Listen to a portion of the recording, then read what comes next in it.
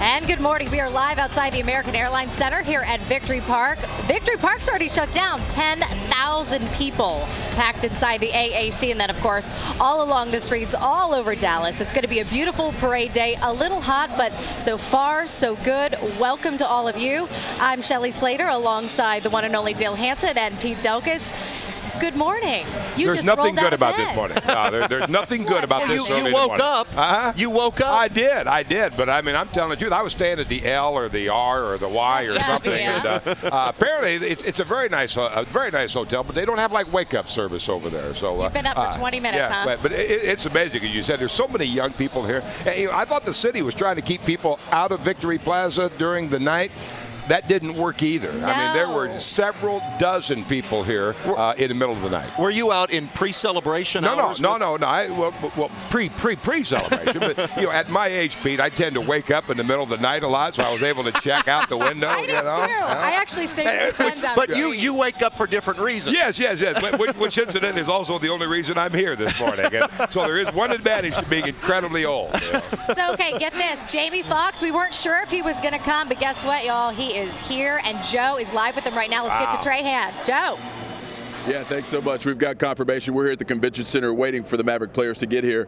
But we got another player of a different kind, Jamie Foxx, Academy Award winner, joining us now. Jamie, just talk about your love of the Mavericks and why you're here today. All I'm going to say is Reunion Arena, Rolando Blackman, Brad Davis. I was a kid watching and just, seeing that team, like, the birth of the Dallas Mavericks, and to now to come to this day where we win a championship, where Kobe Bryant came into my dressing room when I was performing in LA and told me that he really talked bad about my Mavericks. This is about 2 years ago.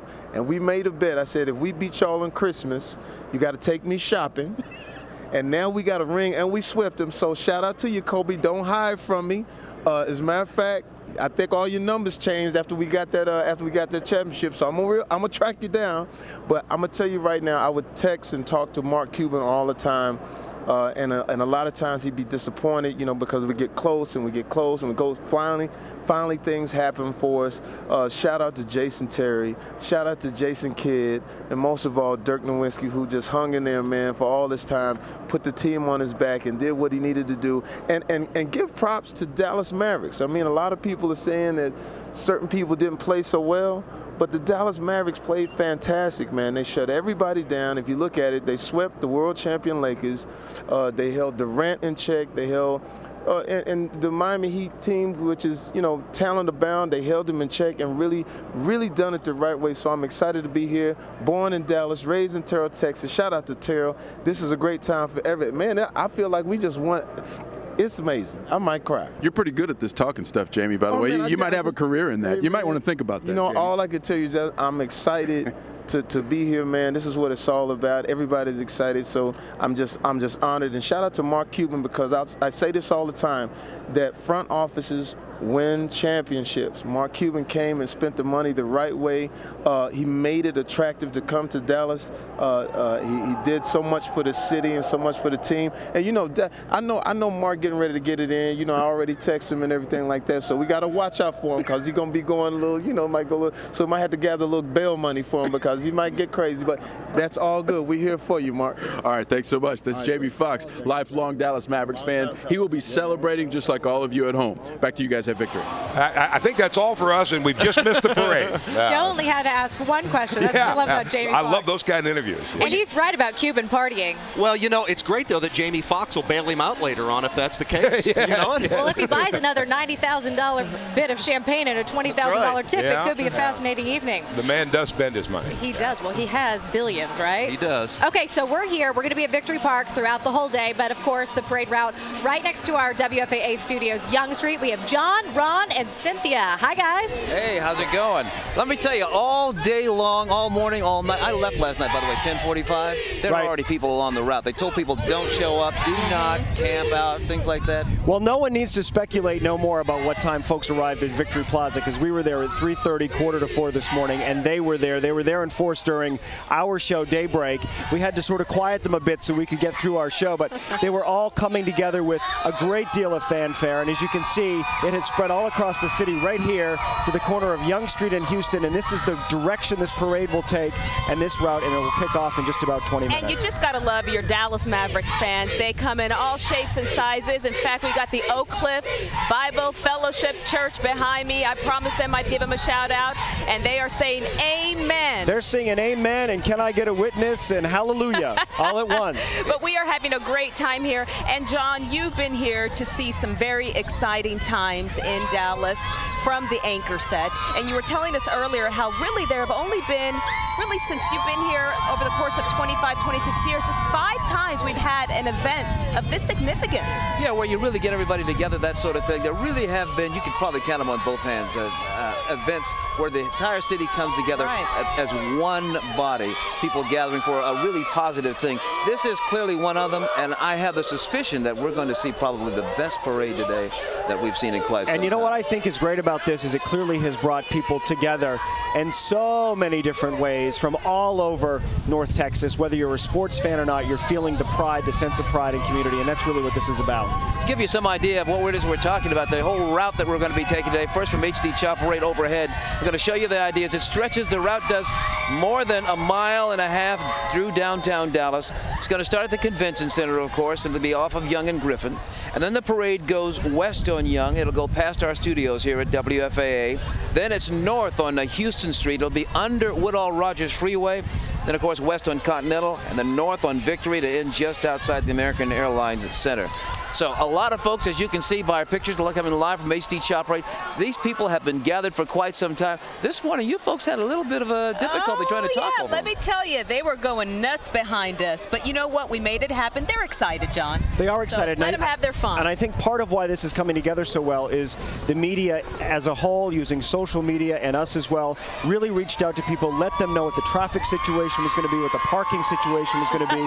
And so far, it seems to be so good. But I'm not the expert on this, so let's check in with Jane Slater if we can and find out how things are going over there from her vantage point. Hi, Jane. Good morning, guys. Well, you can see a lot of fun out here. The good news is a lot of you did get down here early, so you guys are going to get a front row seat to this parade. The bad news is if you're not down here, you're not getting down here. They've closed out Victory Plaza, as we've been saying throughout the morning, and also those off-ramps getting into the city along 35, they're all closed. The off-ramps for Woodall Rogers all closed. Let's go back through this parade route that's going to start here in just a little bit. West on Young Street, north on Houston to Continental, and west again to Victory. So keep in mind too, as you do the dart rail, Victory Plaza is closed, so you can't get here through that. Also, TRE was experiencing some backups earlier, so they went ahead and they sent out some buses for you. 30 and 35, the Mixmaster still looking pretty good. We're also seeing 30 in Houston still clearing out. It's 35 that's still running packed in both directions. I was looking at it earlier though at 75. That's probably your best go-to route. So as you head out the door this morning, you still want to get through here. Try 75 to Lemon, because look here at 75 in Fitzhugh. It is just smooth sailing. So that's the good news. We're going to continue monitoring your traffic, and I'm going to have up-to-date information at WFAA. Jane monitoring DPD, DART, and keeping up with the city of Dallas just to see what you guys can expect if you get stuck in this crowd and need to know where to head. That's your traffic update. Let's go back outside to you guys with all the fan excitement. Pete and Dale. And Shelly. Yeah, well, your sister. My sister. Do you believe that? Can you believe Are that you two my not sister related? has betrayed me? No, we're not related. Everybody wants to know. You know, my husband said that he had to take Young Street in to take our child to daycare, and people thought he was famous. They were screaming at him and honking their horns. He was starting waving to people. But, you know, he had to leave at 7 a.m. to get anywhere around town here. So, okay, let's re-stress a few things that Jane just told you. Victory Park Station for DART, that's closed. And then if you want a Victory Park deal, you can't do it. Not now. Not now. They closed it. 10,000 people only allowed. Now, here's the good thing about DART, though. They have extra buses running. So does the TRE. DART also, they normally run their trains around 15 minutes, every 15 minutes. Now they're doing it every 7.5 minutes. So should help you get in and out of downtown a lot faster. Let's go to Brad Watson as we take you all around downtown Dallas to show you what's going on. Brad. Okay, we're over here showing where the parade's going to begin in Young and Griffin Street. Very good location, but probably 4 or 5 hours.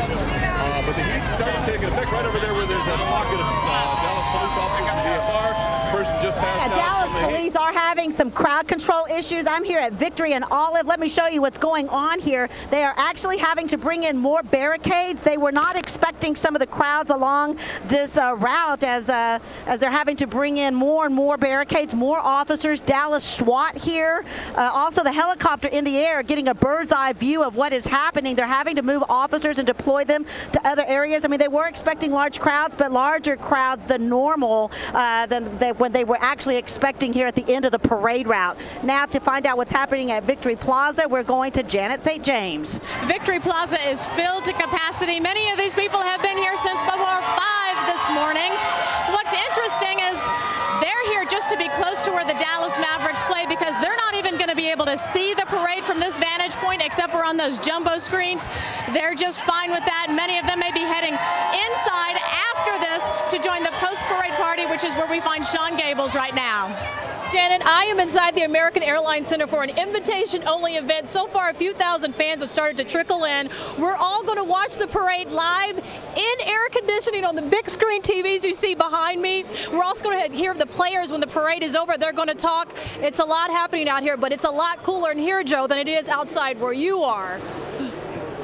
Yeah, that's right. Actually, Sean, we're still inside of the Convention Center in Exhibit Hall A. And let me show you what's going on right now. The Dallas Mavericks players have just pulled up in these buses. They will disembark from these buses and then get on the different trucks, the different floats in which they will be riding on this parade. I'd like to keep it here for just a second, because when these players emerge, I suspect it will get a little crazy in here, because there are about 200 or so fans and other dignitaries who are here right now. So when these players start walking through here, this celebration will begin in earnest. And there's Jason Terry right now. He's getting out of the car. Let's see if we can. He's getting ready to get in his float.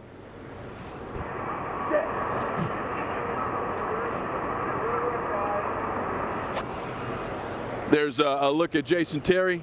He's going to get his shirt on. He wants to get his championship shirt, and then I'm sure he'll be ready to get on his float to go around. Not exactly sure what the delay is now, but these players should, in pretty quick order, hop on these floats. They've told us that it will be about 20 minutes that they'll spend here getting ready to go as they try and get this parade off and on time. But as you look at the lineup here, all the trucks, all the different floats, all the cars, all the convertibles, everything that the players and coaches will be riding on, they are all ready to go. They're all staged here inside of Hall A in the Convention Center, and they're just about ready to roll. They're going to be getting set here. So before we let you go, though, this is the bus that Mark Cuban is on. As a matter of fact, if we pan around this way, our photojournalist Ryan Oliveira is here. If you look right inside that bus, Ryan, you can look. There's Mark Cuban right there talking to one of his daughters. He's texting, and he is getting ready to hop off that bus and begin a day that he has dreamed about for more than 11 years, since he first bought this team January 4th of 2000. All the money, all the time, all the effort that Mark Cuban has put into this is about to be worth it. There's Rick Carlisle. Coach, you ready for a great ride today? I'm ready. Head coach Rick Carlisle getting his first NBA title as a coach. Of course, he won an NBA title as a backup player for the Boston Celtics back in 1986. The former owner of the Dallas Mavericks, Don Carter, is just about to embark from this bus. And here we go, folks. It's what we all want to see. The Larry O'Brien Trophy, Mark Cuban with it. And I suspect you'll hear a little bit of a cheer when he shows up with this. Hey, Mark, you mind showing everyone on Channel 8 that nice trophy you got there? Well, this little thing. Has it left your side at all yet, Mark? Yeah, it's been in the trunk of my car, so I take it with me everywhere I go. Have you come down off of Cloud 9, or are you just going to be up there for a few months? I haven't made it down to Cloud 9. I'm on Cloud 99 still, so yeah, hopefully I'll stay up here for a while. Just a word for all these Dallas fans who will be lining these streets. What's your message to them? Thank you. I mean, we wouldn't be here without you guys. You know, every cheer, every prayer, every thought has propelled us here. So this is a special moment, not just for the Mavericks, but for the whole region, the whole Dallas-Fort Worth region, and we're I can't even express in words how great we all feel. There you go, folks. There's the Larry O'Brien Trophy with Mark Cuban, the beginning of what will be an incredible day. Let's throw it back to you at Victory. All right, Cloud 99. I like that. Yeah, absolutely. We'll be right back.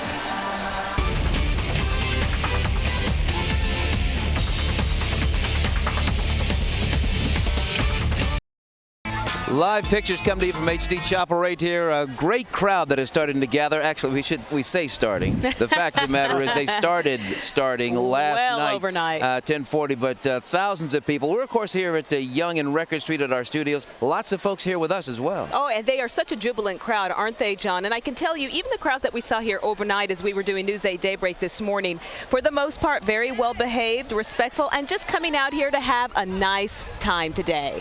Yeah, lots of blue outside and everything. Yeah, we've all got our blue. We actually did communicate this morning before we came out. Or I think it was an unspoken thing. Blue is the word today.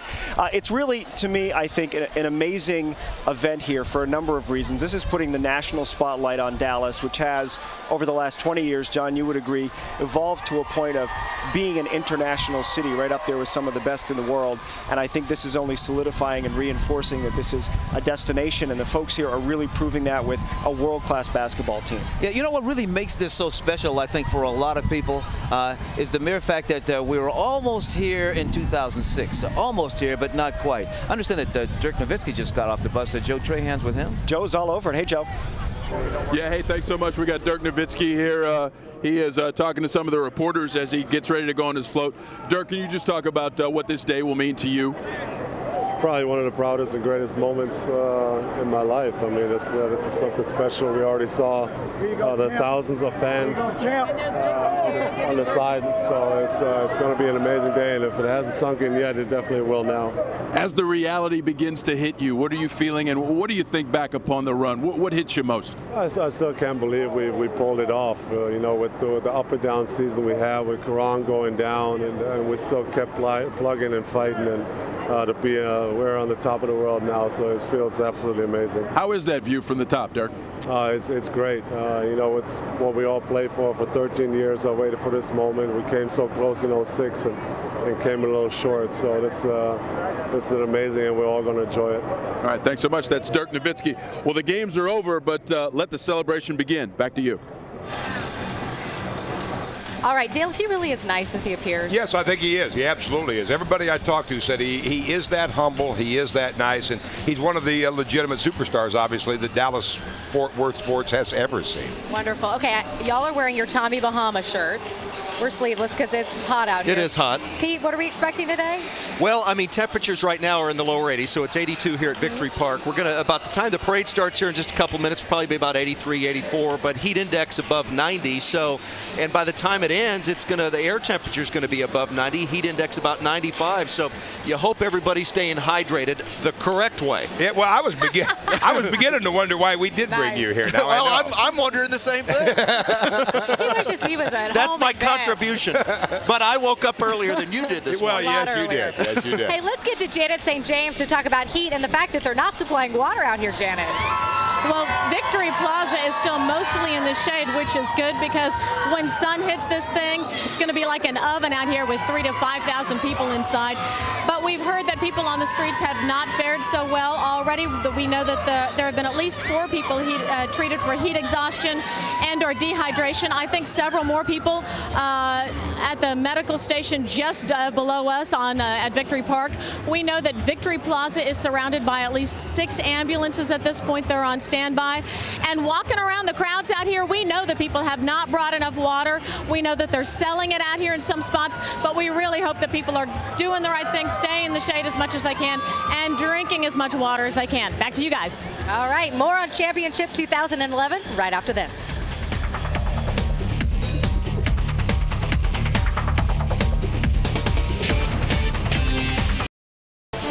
We are about 5 minutes away from the parade here at Victory Park. We want to get straight to Joe Trahan, who's with Jason Terry. Hey, Joe. Hey, thanks so much, you guys. We are literally walking onto the float. Jason Terry is going to be on this float with Jason Kidd as well as Dirk Nowitzki. Jet, will the reality help to set in seeing all these fans that will line this parade route today? Oh yeah, it's unbelievable, man. It really haven't set in. You really haven't been able to reflect on the whole ride, the journey and all. But you know, being out here in front of our fans, our people, It's unbelievable. You have been such a community guy, such a fan guy. You get the fans riled up. This celebration must be even more special for you. Yeah, because this is their time. You know, we had ours, we had our champagne, we celebrated on their court, but now you come home, these people have had blood, sweat, and tears behind these Mavericks. And you know what? It was 31 years, baby. 31 years. What about that number? Yeah. 31 years. But we were able to deliver and bring it home for them. Yeah, for those who don't know, Jet wears number 31. You got your family here today. You got your 4 girls, your wife, and everyone. Yep. What does it mean for Team Terry? Team Terry is the unbelievable day that they will never forget for the rest of their lives. All right, that's Jason Terry. He's got to get on the float, you guys. So we're going to let him get up here. In fact, we're going to follow him as he goes because I'd like to show you exactly what the float looks like. There's Dirk Nowitzki. He has just hopped on top of the float. He just raised his arms in a V for victory. And he's kind of testing out the float to see exactly what he needs to do to ride on it. There you go. There's a look at Dirk as he gets ready. Jason Terry just about to get on top of the float. Jason Kidd will also be on this float, you guys, and this will be the big finish, so to speak. This will be the last float going through, and you'll see this plenty on this day. Back to you. You know, I was hoping that Terry had on that bathrobe that he had on the other day. I like that. And it sounds like he might have been in some of the places I've been the last few days. Yeah, you couldn't understand a word he was saying. He's so hoarse. I know that feeling. He's been hitting those cigars, and he's obviously been enjoying it because he and Dirk Nowitzki alone, you know, were on the team in 06 when they lost. And it really has haunted both of them, and I think Jet in particular. I think he's my favorite. I really love watching him do his little airplane thing. That's what gets me going. When he plays for your team, you do. Yeah, exactly. Absolutely, right. Absolutely. Yeah. Well, we are just, 3 minutes away from the big parade. We have Ron, Cynthia, John, who are going to be on the other side. We're going to be right here. We've got you covered from both ends. We'll be right back here at News 8 as we leave you with pictures from HD Chopper 8 as fans wait. They are ready to go. Some of them have been here since 4 a.m. in the morning trying to get those coveted spots. We're back in just a moment.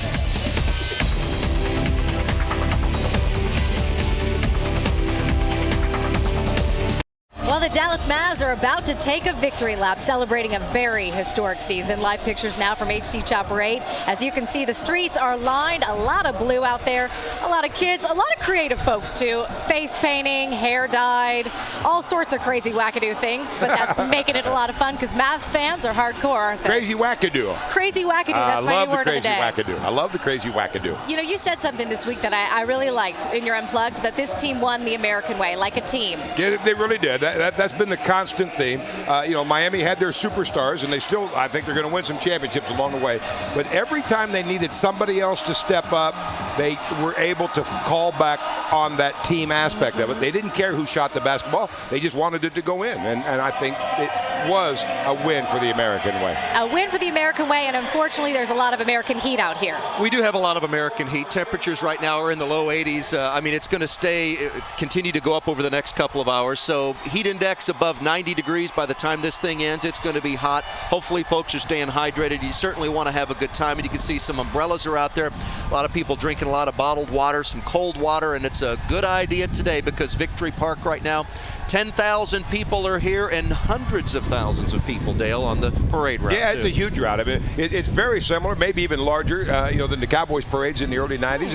And then the Tom Landry parade, it has that feel about it. You know, the Cowboys parades were kind of hit and miss for a lot of different people for a lot of different reasons. But the Tom Landry parade was a feel-good event for the city when he was fired in '89. And it has that initial feeling now. Gotta get the dig in, don't you? Well, no, I don't have a dig in. I was fine with that. I really was. You know, it turned out great. Got me to 3 Super Bowls, and now the Mavericks get their NBA championship. But there's so many young people here, and school's out, which I think is an even better thing than comparing it to the Cowboys parades because it was in the middle of the school year. Now school's out. There's so many kids running all around the place, and they'll remember this for a long time. Yeah, and it's definitely bringing all of Dallas together, and that's what's so fun about this. We want to get straight over to Young Street. We're going to have the parade going right by our WFAA studios, and that's where we can find John, Ron, and Cynthia. Hi, guys. Hey there. What's going on? So, you know, one of the things that, of course, everybody's been so concerned about as these crowds continue to gather, the parade's going to start in probably just the next couple of minutes, is the fact that we have been concerned that there's not going to be enough water for people.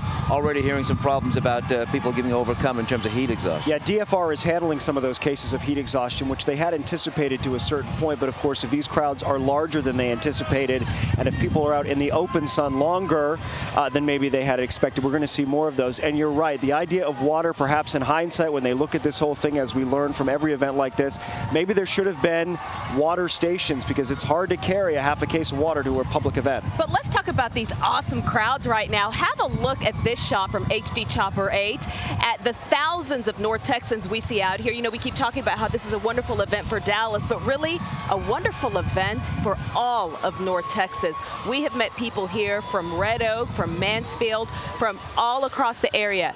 Let's go to the Dallas Convention Center now, the start of this parade route, because the Mavericks Championship Parade is now officially underway. Yeah, this is Instant Live 8. The color guard is leading the parade, of course. And you guys can give me the easy ones. Like, I want, like, to announce the police car.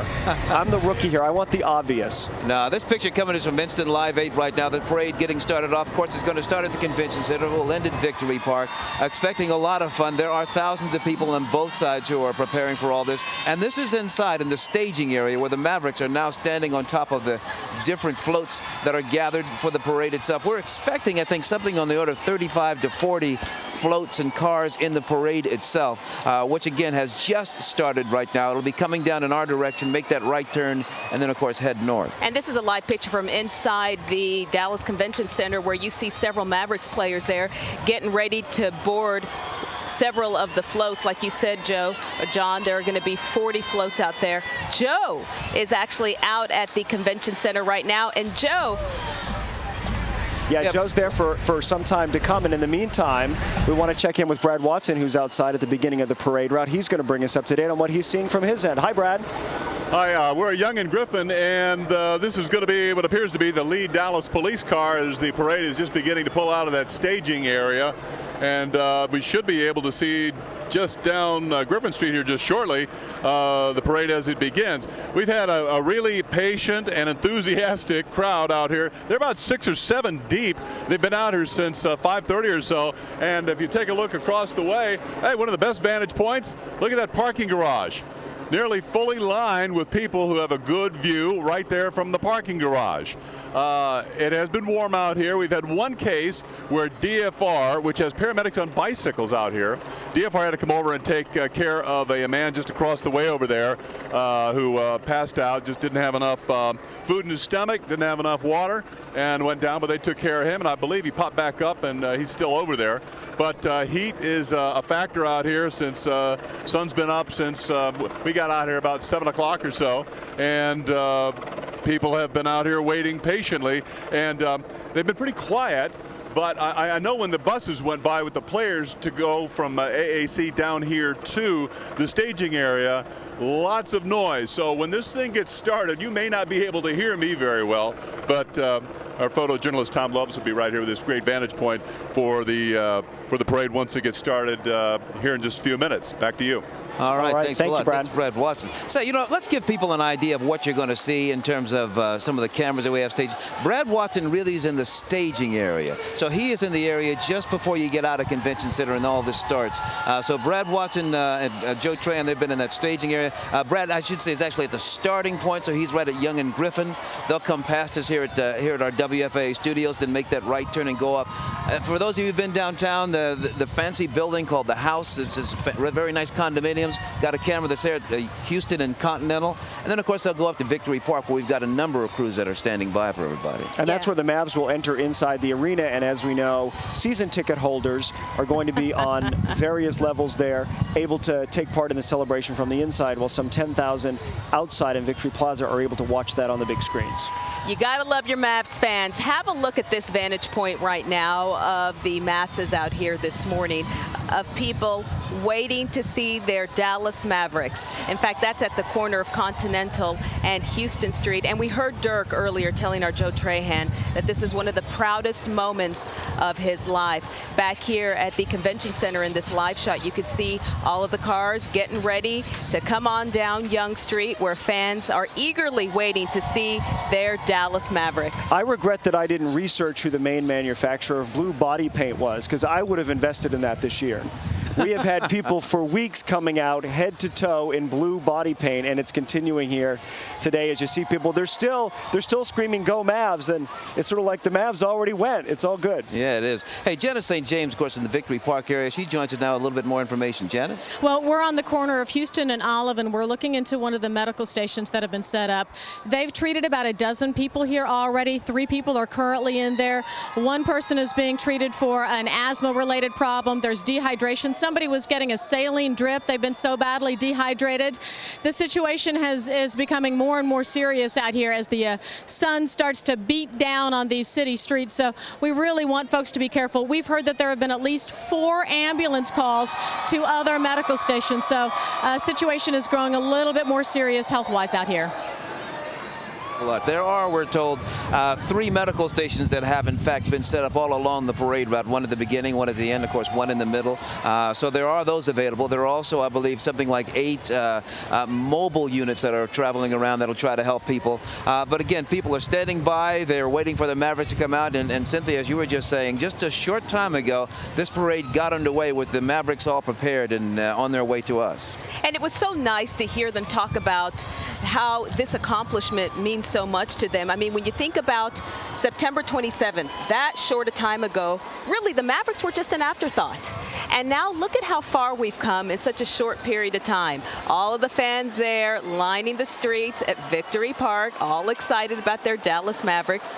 And Ron, we were talking about earlier that one of the greatest necessities out there, the porta potties, there will be 150 of them out here today. Yeah, if people don't drink water, though, they're not going to need the porta potties. They're going to be in worse shape, so we really can't stress that enough. Just to give you a little preview of what we're going to see here coming up, of course, all the Mavs players are here. They're riding 2 by 2 by 2, and the last of them will be Jason Kidd, Jason Terry, and Dirk Nowitzki. And, of course, Dirk Nowitzki proving to everyone that he is a world champ, rising to great status nationwide, in fact, taking the cover of Sports Illustrated. And also among those who will be making their way, the Harper-Blackman duo. This is Roe Blackman and Derek Harper. They're going to be together. They were the second longest serving duo on a team, trailing only Magic Johnson and Byron Scott. So that's a legacy. Yeah, you bring back some fascinating names. When you think of 31 years, you try to think back of what's going on in terms of the Mavericks. You know, that's an interesting story. Those are the Clydesdales right there. We just showed you just a second ago. The Clydesdales are really interesting. Do you know why they came up with those? Tell us. Believe it or not, they came up with those because people were so excited about the fact that we were going to get rid of Prohibition.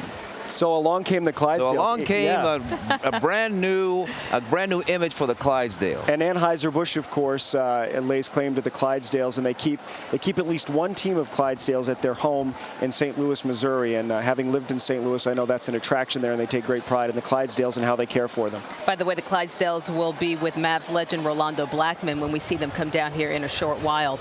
And you know what? I think some of the people that many of us will be very interested to see are the folks that work for the front office of the Dallas Mavericks, all of the coaches, all of the assistant coaches, who really, the Dallas Mavericks can owe a lot of their success to these people. Of course. I mean, you have to invest in a team, as we've said all along. You have to invest in a team to get the right coaches, to get the right players, to bring the fans together, and it sort of takes on a life of its own, and you're able to feed a team over time. And I think that's what they've done and what they've been credited for. And to think that the original investor in the Dallas Mavericks, John, back in 1980, $12 million, and I think the franchise now is probably worth $500 million and maybe more. And there is Champ, our Dallas Mavericks mascot.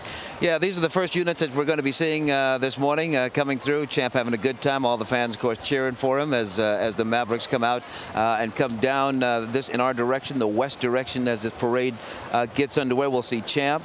We'll see, as Ron was saying, some names really from the past. Brad Davis, of course. And when you were saying that, it brought back so many memories. You know, I mean, Mark Aguirre, Dick Motta, who I think was the first coach of the Mavericks. So many things that over a 31-year period, you think about some of the ups and downs of the team, the ups and downs of the city. And this has all led to this one single moment for everybody. And I think it's great the likes of Ro Blackman, who was on Daybreak as well, talking to us some weeks ago going into these playoffs about the chances of them winning. And he said from the very beginning that Dallas was the kind of team that they would adjust accordingly. They would zig when the other team zagged, and Rick Carlisle would strategize to make this happen, and he called it. But to think here he is 31 years later, long since retired from the Dallas Mavericks and still a part of this celebration today, having been drafted in 1980. And so here we see the Budweiser Clydesdale along with legendary player Rolando Blackman and Derek Harper. There they are, waving to their adoring fans. Yeah, these guys, you know, some players come, they're here a couple of years, they move on, they really aren't part of the team or the community. These guys really have always been a part of this community, part of this team, always identified with the Mavericks. And so for them, even though they are not right now active players, they really are. If you ask the fans, people have been around for a while, they'll tell, these are names that will come back to them. And there, right there is the Hoop Troop, getting all of the Mavericks fans riled up. Not that they really needed them to. And the Mavs man is there as well, walking alongside the Hoops Troop. This is our Live 8 technology. Now we're back to Chopper 8, a bird's eye view of the parade. Yeah, and coming up, I'm looking forward to the bagpipes. Those are provided by Dallas Fire and Rescue. So perhaps when they make their way by street level, we'll be able to listen in and hear them. HD Chopper 8, of course, up above with all this. Here's a ground level picture to give you some indication of what's going on. And there's the Mavs man. You've seen this guy before, always cheering on the fans, getting everybody excited. Even on those very few rare down moments from this past season, this has been the person whose job it has been to bring all our spirits back. And as you can see, there's no need at all for him to work at that smile today. Well, 84 degrees, a mile-and-a-half route in the middle of the blazing sun. He's so happy to be in a costume today, the Mavs man, right? Let's get outside to Brad Watson. He is in the middle of all of this. And Brad, looks like we're off to a great start. It is, and it got, as I said, noisier here as the parade's underway. Maybe we can get Mavs man over here. He's doing a whoop it up. As they all come down here. Hey, how's it going? There's Mavs man there coming around. And let's see, we also have the Hoop Troop and color guards coming back there. Very good looking crowd here. Very good looking crowd here, very enthusiastic, very orderly. We've had added police officers come in here in the last several minutes where they're mostly lining up across the parade route. And we're waiting for the color guard and the rest of it to come on down. Back to you. All right, thanks a lot, Brad. Here's the bagpipes that have gathered now today. Bagpipes, of course, from the Dallas Fire Rescue. This is a tradition, really, with the fire units around the country. A very special unit here with Dallas Fire Rescue here that, of course, has to be a part of any kind of celebration we're going to have like this in the city of Dallas. And, of course, a special day for them as well. Let's have a listen for just a moment.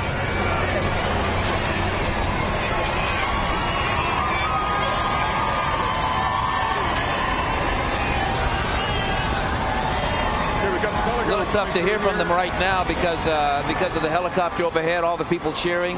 And momentarily they'll probably be starting up as they get a little closer to where we are.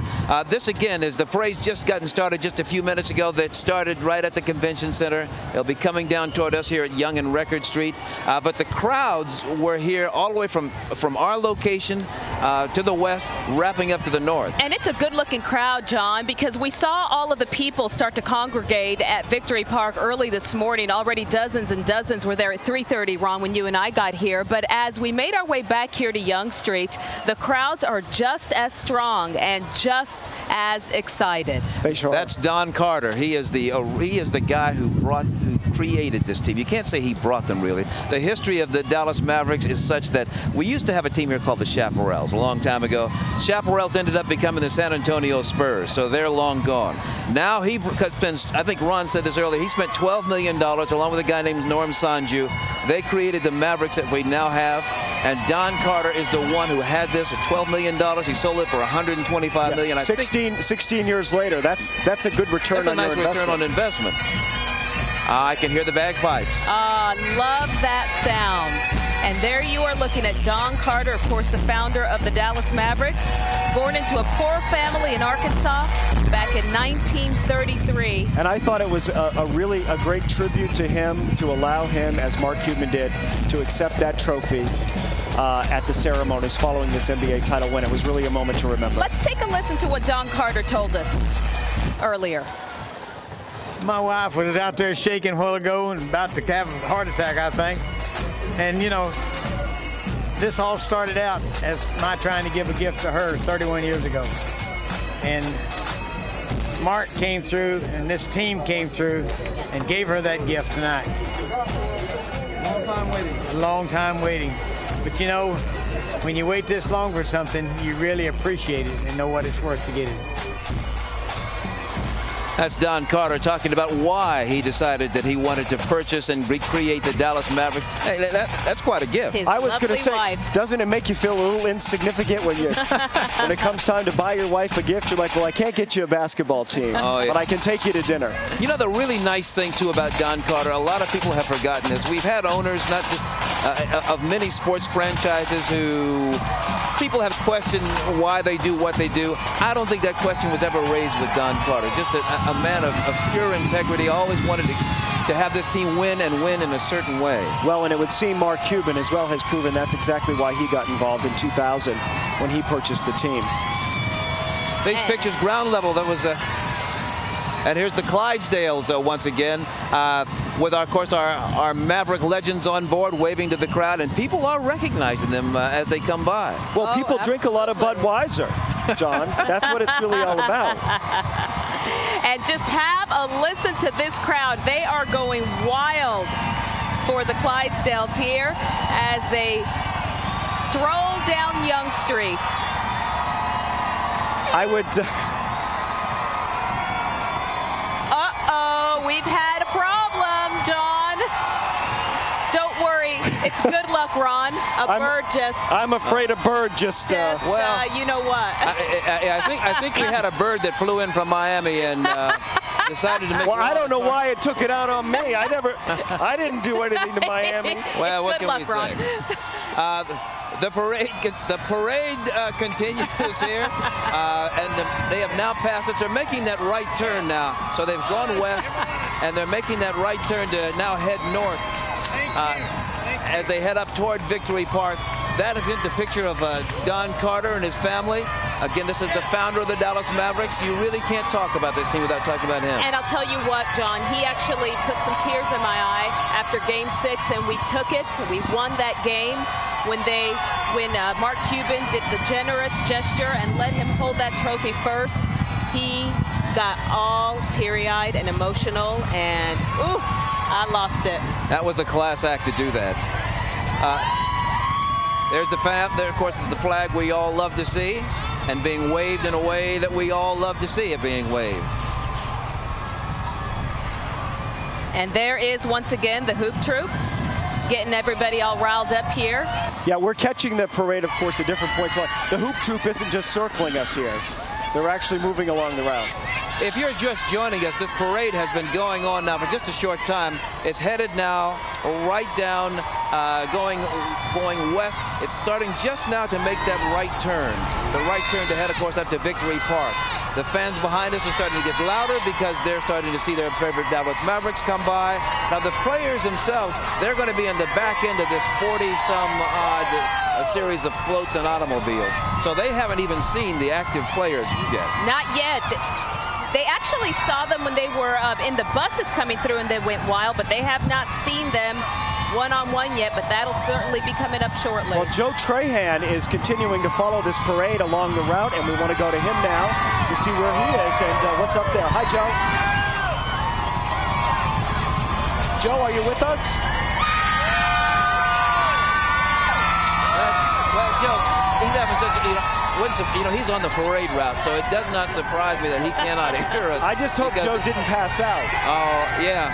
Yeah, right, it's a long route, and again, encouraging people to stay hydrated. And you should just hear the fans going wild over Don Carter here. along with his family, celebrating this triumphant victory of our Dallas Mavericks, along with the bagpipes from Dallas Fire Rescue. We can certainly hear them playing now. What an electrifying group out here today. And talk about an endorsement from Jamie Foxx, who is actually friends with Kobe Bryant, and we know early on when the Mavs were able to beat the Lakers, there was a great deal of. Yeah, we had a rather extended interview that he had with him for just a short time. We'll have that in just a second. Joe Trahan and Jamie Foxx talking about how much of a big fan he is of the Dallas Mavericks. But today he's just one of. Now we said 250,000. I'm not really good at guessing crowds, but this is going to be more than 250. Yeah, I believe so. I believe more people than one could realize took the day off from work today, clearly, to fill the streets of Dallas in this way. We had said there were 68,000 parking spaces in downtown Dallas. How many people got here early enough to take advantage of those parking spaces? We're not sure. There's Mark Cuban, by the way, with his family as well, taking it all in. But I'm sure a lot of people decided to take public transportation. Yeah, Mark and his family, they've got 3 kids. They're having a great day. It's so funny to see him taking pictures of all the rest of us. He looks like a fan in the crowd, really, and to think he owns this team and has helped bring this team to where it is today. And do you know that his greatest success, he says, comes from the fans? He says he owes it all to the fans.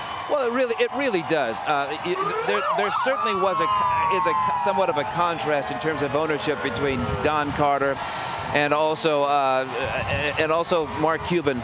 But in both cases, everybody would believe they put the fans first.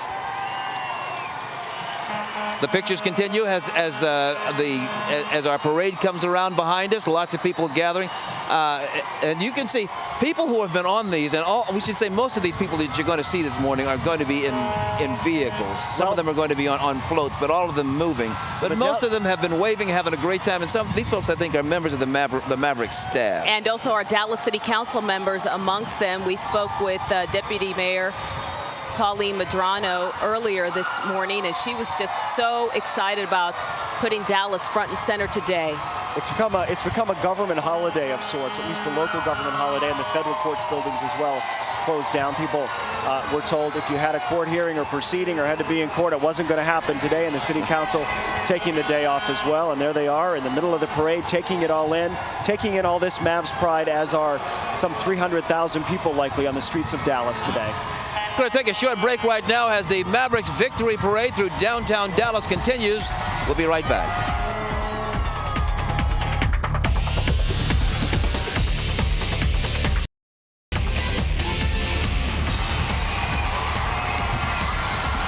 The victory parade continues downtown Dallas. The estimate was 250,000 people. Hey, we're going to tell you right now, this is just our prediction, not from the police. There are more people than that are scattered along this parade route. And I'll tell you what, this crowd is going wild. Here we are looking at our Dallas Mavericks dancers and all of the maniacs. They have really gotten this crowd even louder than they were before. You know, I love the maniacs because they are literally pedestrians, fans of the game. They have to audition for this. And I believe the longest serving Mavs maniac was in Victory Plaza with us on Daybreak, and I think he's been involved for 7 or 8 years. So they dedicate a great deal of their spare time to this. And there he is, Mark Cuban, of course, the current owner of the Mavericks. You saw him just a second ago with his family, waving, having a good time. I wonder if his wife is getting jealous of that trophy. He's taking that. It's like a new trophy wife. I didn't know whether to believe him or not when he said that, hey, you know what? This hasn't been away from me anywhere. Believe him. Believe us, John. He's been sleeping with it. He's been tweeting about it. He tweeted a picture out of him sleeping with the trophy. Well, that's great. And there, of course, is the coach, Rick Carlisle. You know, last night, and you guys had this on this, last night David Letterman did what I was hoping he was going to. They did the top 10. Plus, I think that Rick Carlisle looks just like Jim Carrey. Jim Carrey has already stepped forward to say he wants to play the coach in the made-for-TV movie. I tell you, they've done some wonderful things. The fans, of course, appreciating them today. These pictures, again, coming to you from HD Chopper 8 from overhead. The parade started about half an hour ago. We got plenty of time of the parade to continue toward. Lots of fans down, not just on this end, but waiting for them in Victory Park. And there we see our Dallas Mavericks. Sean Marion front and center there. as the fans cheer him on. This is the moment they've all been waiting for, to begin to see the players. And in fact, when their coaches, their buses today, pulled up Young Street a little earlier, I mean, it sort of sent goosebumps as this crowd erupted. And here they are in the open air greeting the fans as they make their way down this parade route. Again, the moment we've all been waiting for, and what a moment it is. Yeah, one of the reasons that they like to use the vehicles like this is because this will allow much more people to actually see the guys as they go by. Right. When you're in an automobile, well, if you're up front and you got a great seat. If you're in the back and you're a child, you might have some trouble. But this gets them up high for everybody to see and everybody to have a good time. And as you can see and hear from the noise, people are enjoying this. Of course they are. And so there we have the Dallas Mavericks players, and we should tell you that the parade is going to end with three of the best. Nowitzki, Terry, and Kidd will end the parade when it winds its way down to the American Airlines Center. The parade started at 10 o'clock, is expected to go for about an hour, so we are halfway through it. And another car coming by. Well. That's look. These are some of the coaches. Okay, this is the pictures from Instant Live 8R Technology. Mark Cuban and his family, his 3 kids, his wife, with the trophy, having a great time. This has to be the day that he had really been hoping for. In 2006, we came very close to this happening. They even planned the parade. It didn't happen, but that makes this day so much sweeter. Absolutely. You know, when he bought this team in 2000, he purchased it for $285 million from Ross Perot Jr. And look at what he's been able to do with it ever since. And there's the Mavs drumline as well. You just saw them making their way by. You can't have a parade without the Stogies, right? If you got them, smoking, they're saying. And I love how the wives of the players or other folks who are with the Mavs players there are pointing their cameras back at the crowd. It's almost as if they're as excited to see these fans supporting them as the fans are to see the players themselves. Yeah, you know, Ron, it's always amazing to me. That's Peja Stojakovic. Yeah, it's amazing that in this day and age, when you watch people watch other people, everybody's got their hand held up, and at the end of that hand, they're videotaping somebody that they're going to email to somebody else. And you know what? If you think about it, when we were going to have this back in 2006, I don't believe we were able to email video to each other. Probably not. And we know Facebook and Twitter. So how times change so quickly. I mean, YouTube itself didn't come around until the spring of '06. So the advent of that has changed everything in terms of people sharing video. Peja Stojakovic has talked to us. He's got some. Let's hear what he has to say. Being part of something special was unbelievable for me this year. You know, after a few years not being in a playoff picture or not competing for in the playoffs, you know, this is unbelievable.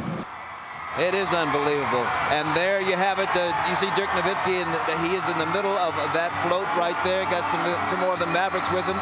You will listen as they come by us, and you will start to hear the sound of the crowd pick up even more from where it is right now as they pass us. I love how he's looking up, giving some love to HD Chopperade as well. Our champion right there, number 41. And he has proven himself, as we said, to really be one of the best in basketball. Having come here, Cynthia, as you were saying earlier, at 20 years old, 13 years to get to this point. He arrived here in 1998, and I think has proven that this process of winning an NBA championship title is a process. It doesn't happen overnight, and you have to practice patience. And you got to give Jason Kidd some love too. 38 years old and playing extraordinarily well. Yeah, you know, I mean, this is a guy who, this is his second time here. Yeah. I mean, he was here before. It's interesting because, you know, the Mavericks have had threes before. They had, you know, Mashburn and Kidd for a time. They've had another set of threes. So this is like our third set of threes, really. And this one has been so successful, and it's great to know that a guy who really started here, left, has come back and been so successful. And at 38 years old, they jokingly call him the fossil, the dinosaur, the old man. And he admitted, and I have to tell you, I really identified with him on this. He is able to keep up with those guys because he takes his afternoon naps. And I'll tell you what. There's a man who's not afraid to. There you go. Hey, you need your beauty rest, Yes, Ron. you do. As you turn around and look behind us, you should have seen the crowd as Dirk and the crew cruised on by here, man. These kids were running after that float. This seems to be cross-generational here today. People from all over North Texas, young, old, sports fans, non-sports fans, people who are just taking pride in what has become an event to really rally people together and community spirit. And people have come from all over. Well, they have. I mean, they really have. We talked about the Clydesdales. There's that was on for just a second. You can have a picture of how they transport the Clydesdales. The Anheuser-Busch people having a wonderful time today. You know, while we want to concentrate specifically on basketball, the parade itself really is about some successes that we've had here the last few years. We prepared for the Super Bowl.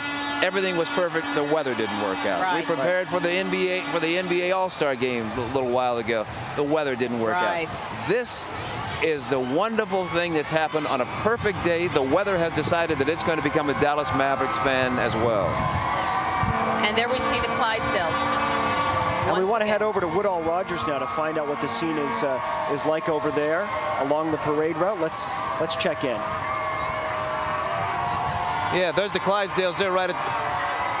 Yeah, essentially what's happening, for those of you who don't know downtown Dallas very well, this parade is kind of like an L shape. So we've made the bottom part of the L, we've made the right turn, so we're going up the top of the L, and it's about the Woodall Rogers right now. And at Woodall Rogers, what happens is that they will cross under the freeway itself, then they'll go up, of course, to Victory Park. So this gives us some understanding of where it is.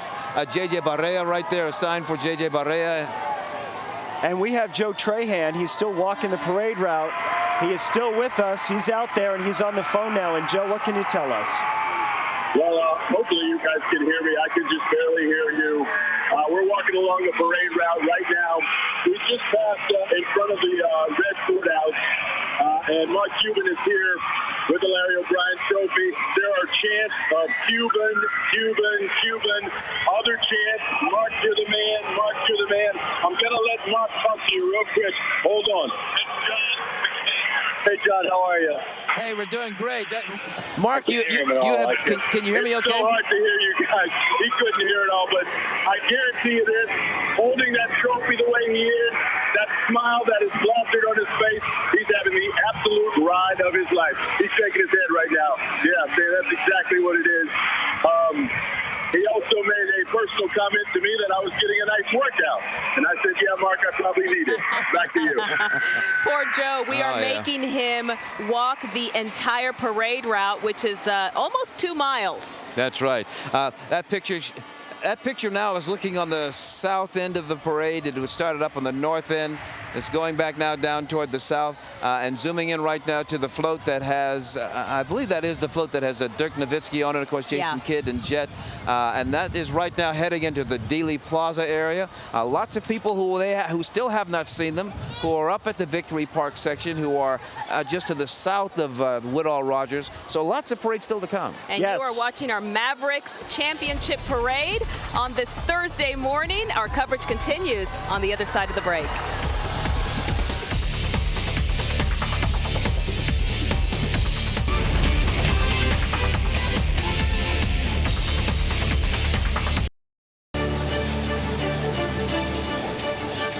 Doing so well, doing everything so well. Live picture coming to you right now from this is from Victory Park, where the parade actually is headed in that direction.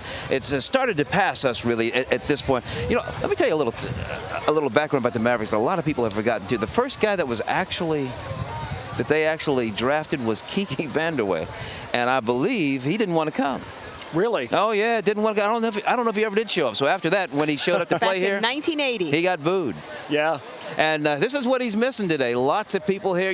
I don't believe you could ask for a city anywhere that has more support for their fans than what you're seeing right now. It is remarkable, and by some estimations, already, if you want to talk about the economic impact of this, already some $15 to $16 million has been spent in the city of Dallas. People coming in for the playoffs, staying in hotels, eating in restaurants and all of those things. And today is going to be a huge boon for business. Well, I'll tell you what, the parade has passed us by here at Young Street. So let's get over to Victory Park with Shelly, Dale, and Pete to pick up the parade from y'all's end. Hey, guys. Well, hello there. How is everybody? It's going well. I think the most fun for us is because we're sitting here waiting for the parade, is they're watching it on the big screens, and there are LED screens all the way around, and people are going nuts when they see their players. And every time Dirk pops up on screen, you can just hear him. Even with the headsets on, you can hear everybody just cheering. They're very happy right now. They are, and very well behaved. So far, and let's hope that stays that way. I've watched a couple of people trying to make their way into the plaza, and they've had to tell them that it's filled up. I'm a little bit concerned about that, because when they all start to make their way down there and they follow that parade, there's just not enough room for everybody who I think wants to be a big part of it. But it's been a great crowd so far, and let's hope it stays that way. And there's your favorite animal. We were talking about the Clydesdales. They are just gorgeous. Oh, I tell you what, you love to watch the Clydesdales. I'm from the St. Louis area, and growing up, home of Anheuser-Busch, growing up, you're used to seeing, the Cardinals and the Anheuser-Busch, the team that's out there with the Clydesdales, the Dalmatian up there on the beer wagon, Dale. What a sight. Oh, I love those horses, and I love that dog, too. I mean, I love that. Is a great marketing gimmick Anheuser-Busch came up with. And what that symbolizes to me is what it symbolizes to you. Cold beer. Cold beer. No, I'm sorry. Cold beer and a championship. Yeah. Well, and that's true, too. I mean, it does. It's a very classy thing to bring in for the parade. They're just magnificent-looking animals, and I think I've got to get me a couple of those. Your wife would like that. Oh, She's I'm a sure horse she lover. would. They'll go great with the Longhorns down there on the ranch. I wonder what the upkeep on those things is, because it looks like they might eat a little bit. Oh, it's only money. Why not, Dale? It's beautiful, though. But Well, you should know. Your wife has the horses. How much is that we've got upkeep? about 8 of them down there, but they're no Clydesdales yet. Yes. And there's Champ. He's got to be hotter than all get out in that outfit right now, but loving life at the same time. Now look at the difference between that horse and the other horses. I mean, Champ is kind of an ugly horse sitting over there next to the Clydesdale. Oh, but he's so much fun. That gets the kids riled up. I have seen so many kids here today. As you mentioned earlier, Dale, school's out, so what a better day to, take off from work, come out here with the kids, see your favorite team. They're all dressed up. I've seen tutus on little girls, face painting on little boys. It's and all along the parade route, it is just, 10, 15, maybe in some places 20-plus people deep. Everyone's certainly enjoying the day. We do have a little bit of few folks dealing with the heat, but overall, as Dale, you mentioned, a well-behaved crowd, a very energetic and a very happy crowd. I really am anxious to see the numbers. I don't know how you begin to count a crowd of this size and then stretched out, so far back, all the way up Young Street and up to the Dallas Convention Center. And then, as I said, I don't know. How would you possibly begin to count just the people here at Victory Park? Well, they have to count the people here at Victory Park. Only 10,000 for insurance purposes. That's my understanding. So they literally were counting the folks as they brought them in the barricades for Victory Park, which is why it's so spacious around here. And then you look on the other side of the barricade, and it's packed. Yeah, look at that scene, though. I love that scene. I mean, this is what I think the city had in mind. Certainly Ross Perot had in mind when they were developing the area, that they'd love to see this become the gathering place. And I'd like to see more traffic down here. I mean, it's a fantastic place. Oh, we'd all love to see more traffic down here. It's nice, though, to be at the centerpiece of this right here at our studios. It gives us a great vantage point and just an awesome opportunity for situations like this. We get our own little area where we do the Big D NYE party set up here. Yeah, this feels like it. Yeah, let everybody else find a spot out in the street. Well, I stayed here overnight not wanting to fight the traffic, and so did you, but poor Pete had to drive in from Plano. Did you really drive in? I did. And how hard I am, and it's worth repeating, I am the hardest working man in show business. No question about it. So let's talk about this championship ring that Cuban thinks is so old school. Again, I think that's a mistake, and I think the players said it was a mistake as well. Rick Carlisle laughed and said, well, I don't know what he's thinking, but this is what Mark Cuban does, and many times it's a good thing because he always wants to change everything. He wants to make changes, but the ring is the thing. Yeah. And I think what Dirk Nowitzki said it best. I mean, he doesn't want to wear a bracelet. The necklace is that's also old school. I used to have one of those little Texas nuggets, hanging on a gold chain, and then in the 70s passed, and I got rid of that, But you see these guys have to have the ring. You do. And Don Carter, they just love him, don't they? And that's Linda Carter, his wife, on the right. And she's really the reason. She's the basketball fan in the family. I think as Don pointed out, he bought this team as basically a gift to Linda. And Don's a big fan. He still sits there at courtside at the games. But Linda was the big basketball fan in the family. So all the props in the world to Don Carter, but let's not leave Linda out of the equation. You know, women are always what's the secret behind a good man, right, Dale? Well, yeah, exactly. Well, yeah. But I do like Ron Corning's line about that, though. I mean, can you imagine? Here, baby, I just bought you a basketball team. You know? I can't even imagine.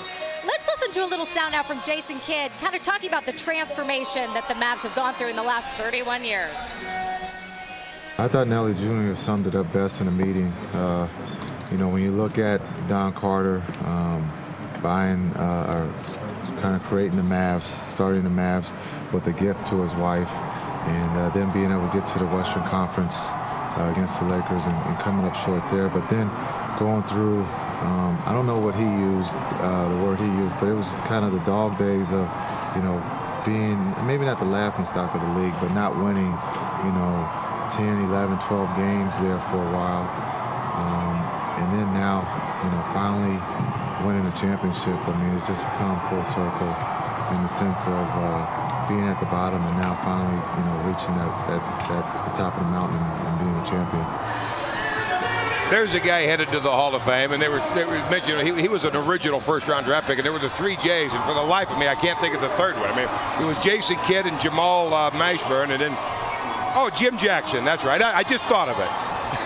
Shawnee Boy told you in your ear. Yeah, or Shawnee Boy told me. But it was Jim Jackson from Ohio State, and it just blew up. It could have been a great little trifecta, but Jason Kidd's a Hall of Fame player, and he's with Nowitzki, and I think Jason Terry.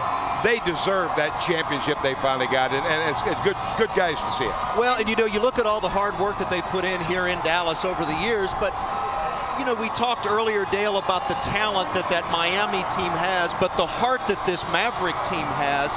And you know, whether you believe in karma or not, you just look at guys with big hearts, with that type of perseverance, that type of dedication, and you know it's just a matter of time before they get theirs, and they certainly did. And we just saw Mark Cuban going by holding the trophy in his arm with his kids. His little daughter wearing an outfit that is bedazzled from top to bottom in sequins that are blue and silver. One day she's going to look back on this and go, holy smokes, Dad. Can you imagine? Those are all the broadcasters right there in the front. Mark Followell, the TV broadcaster, is the one waving his arms and listening to the crowd. Bob Orticle's on that. I mean, he was the broadcaster for the Mavericks for about 23 years and was replaced in January and then joined us for the pre- and post-game shows. And he was supposed to be with us here. And another classy move, I thought. The Mavericks invited him to ride in the parade. And it's not like Orticle was going to pass up that opportunity. No, not at all. You know, I heard a great story the other day. Donnie Nelson there, by the way. Who, right, Dale? He's credited for bringing Dirk here. Is that right? Well, his dad and Donnie both, obviously. Donnie's the general manager, and this is another great thing Cuban does, seriously. Donnie's the general manager of this basketball team. Mark Cuban's a very hands-on owner, but he gets good basketball people like Donnie Nelson and, of course, Coach Rick Carlisle. He makes the ultimate decisions, but he listens. And Donnie Nelson's a very good basketball guy, and he and his dad love those foreign white guys. Dirk Nowitzki was one of them. People complained like crazy in '98, but it's kind of worked out. It's kind of worked out. Yes. And Dirk, one of my friends, actually is his yoga coach. He's saying he takes his yoga very seriously. Yoga? To help, yes, Yeah, really? on a regular basis to help for his back, to stretch out, to stay limber. That certainly is working too. Yeah, I might have to give that a shot. All right, so much more to come, and once it gets here to Victory Park, no doubt this place is going to explode, and there's a little surprise at the end. Do you know about this? No, I don't think. Maybe I'll tell you, maybe I won't. I'll tell you, Pete. I don't know about it. You always like Delkus best. You've always liked Delkus Y'all are my best. boys. Yes. We'll be right back with more coverage.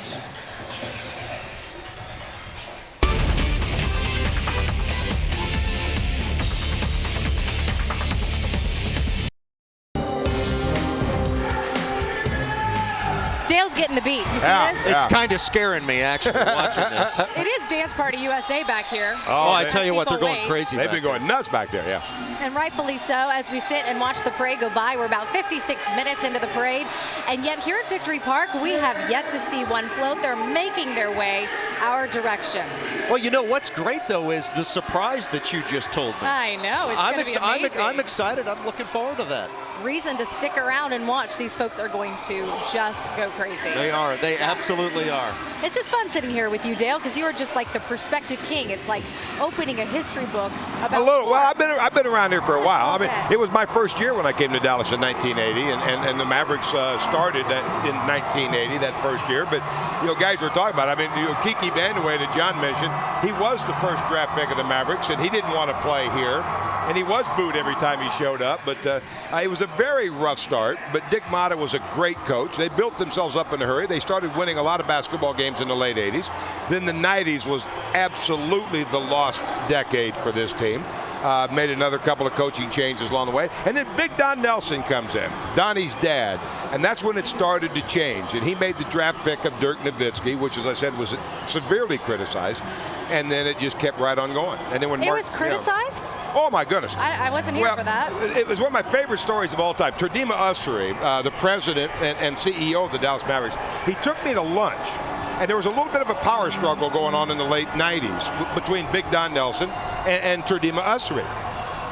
They made the draft pick of Dirk Nowitzki, and Ussery wanted Paul Pierce, the young man in Boston, who's a pretty good player. Pretty good player.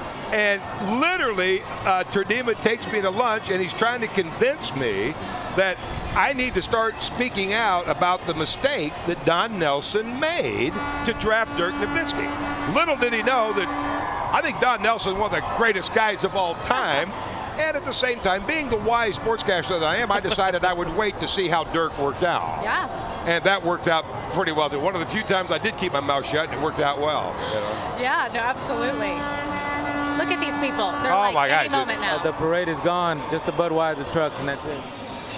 It's starting. You can just start to feel the crowd pick up. They're waiting. They're anxious. They're watching it all on the big screens around here. But again, it was such a great time, and that's why I love to see this thing come to the conclusion that it has, because they went through so many ups and downs, and I didn't think I'd see the day. Didn't? I did not. I thought in 06, I thought that was their best and maybe their last shot. And I think this one, they had to get this one because it's going to be hard. They got some players to replace. They got some players to re-sign. And I was beginning to think that, because they've been a great team for like 11 years. I mean, they always win 50-plus games. They're a very, very good basketball team and have been for a long time. But that's not enough for a lot of people. Right. And I didn't know that they would ever get that championship. Well, and not only this conclusion, but the conclusion against that team. Oh, goodness, yeah. I mean, anyone that tells you that this wasn't a rematch of 06 is kidding themselves, because it certainly was. Yeah, well, technically it wasn't, but without question, right. Jason Terry certainly thought it was. I think Dirk Nowitzki did too.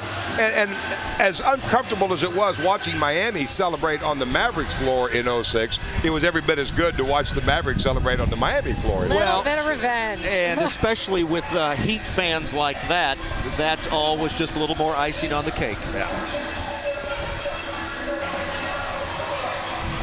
I think those are the Mavs guys dancers, are they not? They're the maniacs, and Those they're are the carrying the maniacs. trophy. Cuban's passing it off. I'm a big fan of fat people dancing. I've always been a big fan. You know, of I was fat watching people them dancing. practice, and they are so serious about what they're doing. They were practicing their Michael Jackson moves. Well, this is kind of the new thing, and I'm not even sure if Cuban was one of the original ones, but a lot of NBA teams do this, where they get old, fat people to dance. Miami had an old group down there. And I'm sitting there watching them try to move, and a couple of them, they try to make this fancy move, and then the walker would get in the way. And it's really hard to make some moves. But I love watching these old guys. Look at the guy on the left there, moving left and right. See, that gets the crowd going. I mean, that's a pretty good-looking man, if you ask me. I mean, I don't think that's what you're looking at. There's a man that actually takes care of himself right there. I think there are other distractions that you're paying. Oh, look at him go. Here he goes. There we go. Here we go. Dance.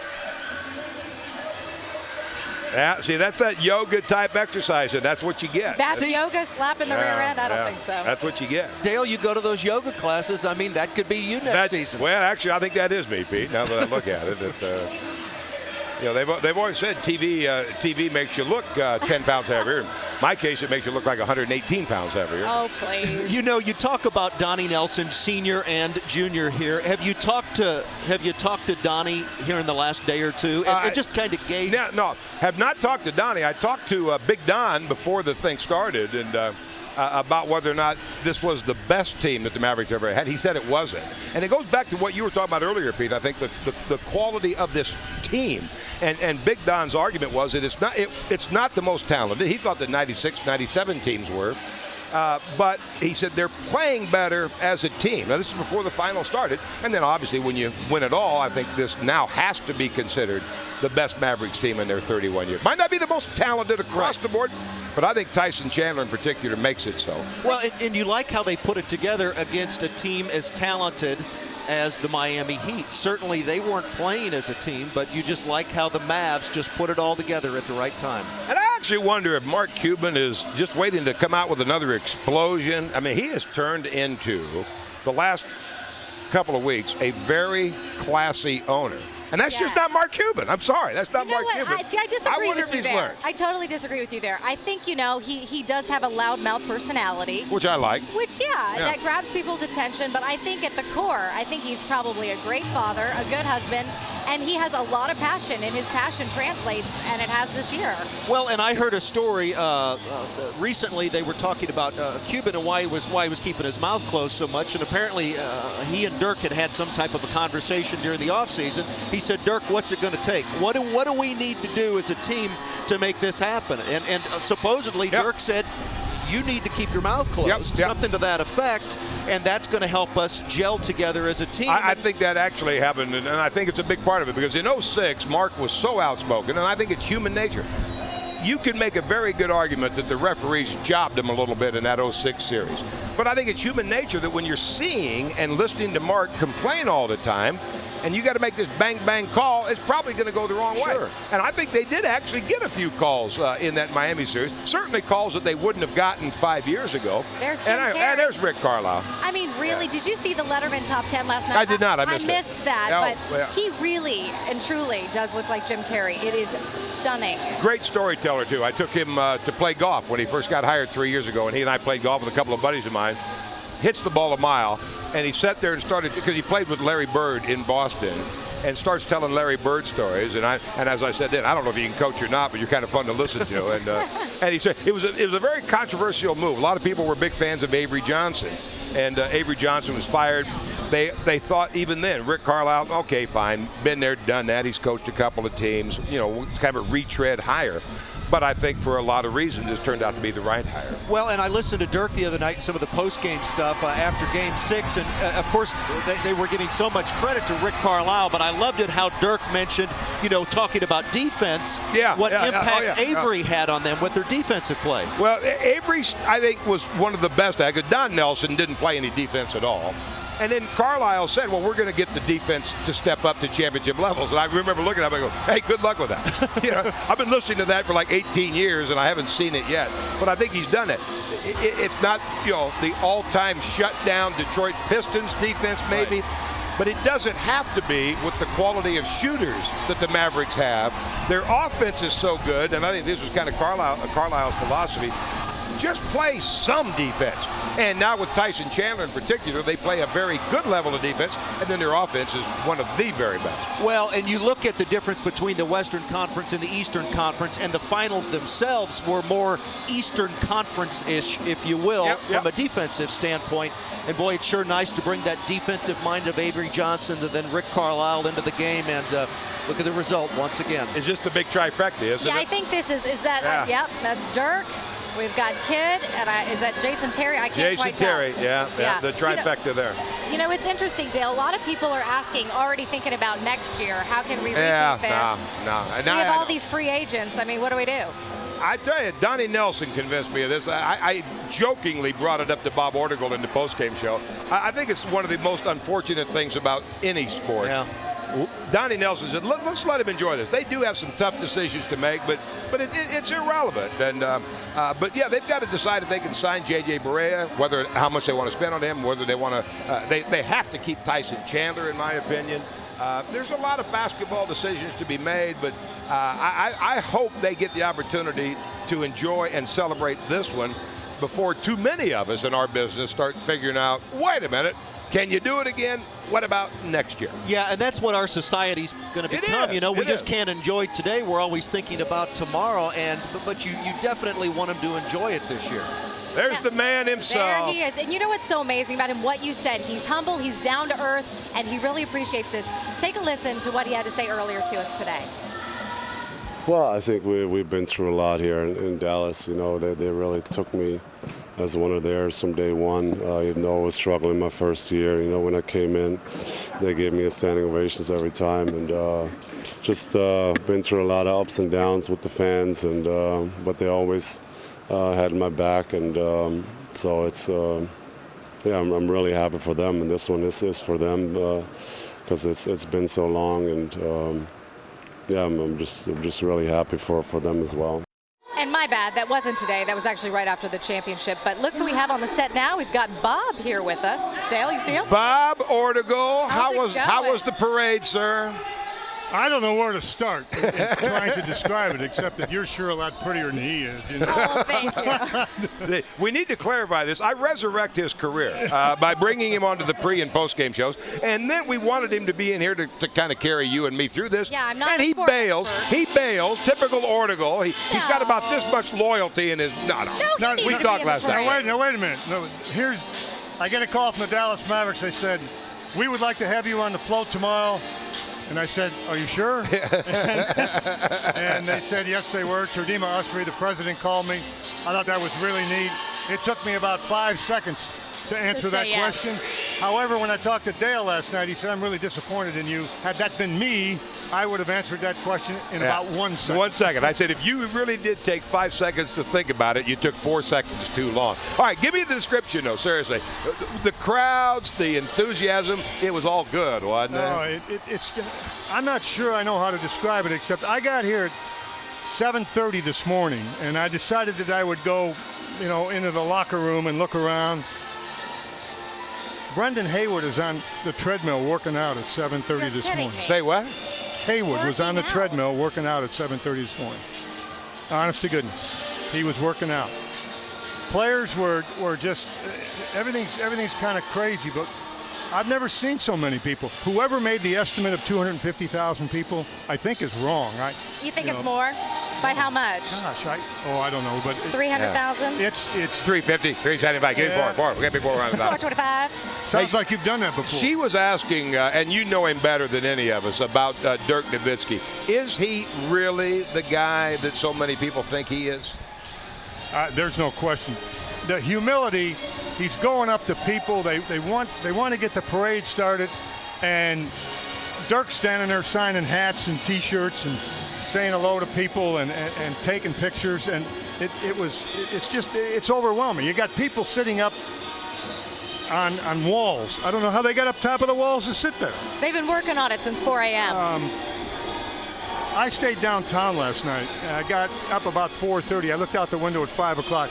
And there were people milling around here. I didn't see you, though, Dale. No, I was sound asleep, asleep. waiting for a wake-up call that never arrived, by the way. But he woke up 20 minutes before our newscast. But that's about all I need. No, really. I really did. Really. I woke up at 8:55, and luckily I'm old. Is the only reason I woke up. If you know what I mean, and I'm sure you do. Yeah. But I got over here in a real hurry, and the crowd. I saw the crowd in the middle of the night earlier. I mean, there were about 24 people here. I don't know, 11:30, 12:30. And they were staying, did they not, Shelly? Yeah, they stayed all night. They brought their lawn chairs, and I saw a couple of guys with bags. I thought, well, you're going to get pushed out of here, and I don't think they did. Yeah, because it's against city ordinance, but they did it anyway. I understand they got pushed out of here, but they went close by, and that's where they were. There are stands over there. People slept on the stands. But I want to get back to Dirk for a second, just because I am, as so many people are, absolutely fascinated with this guy. I mean, he seems like he's been through tough times, as most of us have, and I think that's what's so great about him is it wasn't so easy, his path. And then now he's a star, even though he's always been a star in the making. It's really, he's like a life lesson. You know what? I think it goes back to the way in which you're raised. Dale and I have talked a little bit about this sometimes. This guy's from Logan, Iowa. He's a star now, but he has not forgotten the way in which he was raised. Dirk Nowitzki, I don't think, has ever forgotten the way in which he was raised. Those roots are pretty deep. He's a humble, hardworking guy, and that's what he had to do in Würzburg, Germany, and here he is. But I'll tell you what, that float that has Jason Kidd, Jason Terry, who by the way was late. He was late. We saw him in his white we heard him shirt. as well. Yeah, we kind of figured he might be late. He didn't get on the buses. He met us over there. They really? They were waiting for him, but He's kind of enjoying the moment, didn't he? Oh, boy. We were on bus number 4, and they made a mistake when we got over to the convention center. This is a great story. Well, the first bus turns the corner, and it can't make the corner. It's got to back up. Then it goes again, then it backs up, and then it goes. Second bus does the same thing. Third bus does the same thing. Our bus driver swings out to the right, makes the turn, and never had to back up. And some of the coaches and players that were on our bus started chanting, MVP, MVP for the driver. Nice. Give him the trophy. That was really great. Oh, man, what a great scene it is over here at Victory Park now. As everybody's waiting for the Mavericks to show up. They're going to go inside. I don't know how many they decided they're going to end up putting inside for the actual ceremonies inside the American Airlines Center, but they'll still be able to watch it on the big screens. I wish it was in some fashion outdoors so more people could actually see it. But they do it down in San Antonio, although they go to the Alamo Dome in San Antonio, which seats about 65, 70,000 people. Here, they're only going to have about 10 or 15,000 people make it inside the American Airlines Center for the actual ceremony. I think it'd be more than that, Dale. You think so? I think it'd be 19 or 20. I went in and looked at the setup. They got chairs on the floor. They did bring it all the way down. Yeah, they got the Well, and if you look, too, you can see the crowd it was not this big for us, 30 minutes ago? No. Everybody's migrating our direction because they know this is where it's going to end, and this is where the big surprise is going to be. So fascinating. You know, I have to say my favorite quote from all the interviews all week long was Jason Kidd saying that he is going to play until his wheels fall off. I got the biggest kick out of that. You know, that's Jason Kidd. And I've talked many times about Kidd and Dirk Nowitzki. I think their greatest asset is they like to play basketball. They love to play the game. It's like it's like you liking to play golf. I mean, you love to do that. I can't do anything like that level. Yeah, but yeah. Isn't Dirk going back to Germany and starting to play European basketball here pretty soon? I don't know the answer to that, Dale. I think they're going to be here. I think he's going to be here a little bit longer than he would have been. You know, normally he's out of here in 2 or 3 days. I think he's going to stay a little bit longer. But it's hard to describe. You're verklempt. You're so verklempt. I run out of words. I mean, it's just so exciting, and you have to be so happy for the people that got so close that never get a chance to. Oh, no question. And I can't tell you, when you see a hillside and it's just covered with people, and you come upon a tree that's got a couple of limbs low enough, there's 2 beautiful girls sitting up in a tree. I don't know how they got there either, but it sure looked good. Followell's taking all kinds of pictures of those. Only the girls. I think there's a song in there, 2 beautiful girls in a tree. There's got to be a song in there. Well, you can write it, but first we need to get inside. We've been talking about the AAC, the party that's going to go on inside. Well, we're inside too. Our Sean Gables has the latest from the Fiesta inside in the AC, you lucky dog. We are inside the AAC, and where would you rather be, guys? In here or outside? Okay, I don't know if you can hear them, but I mean, we're having a ton of fun out here. There are some perks when you have season tickets, literally, folks. I don't want to brag here, but while you guys are out there sweating and getting beaten by the heat, we are inside the AC, the air conditioner, inside the American Airlines Center. We've been watching much of the parade coverage, and I tell you, everyone is going wild when they see Dirk Nowitzki or when they see Jason Kidd and Jason Terry. I mean, literally, we just see the screams in here just go to fever pitch, and then it just kind of goes back down. Everyone's enjoying it.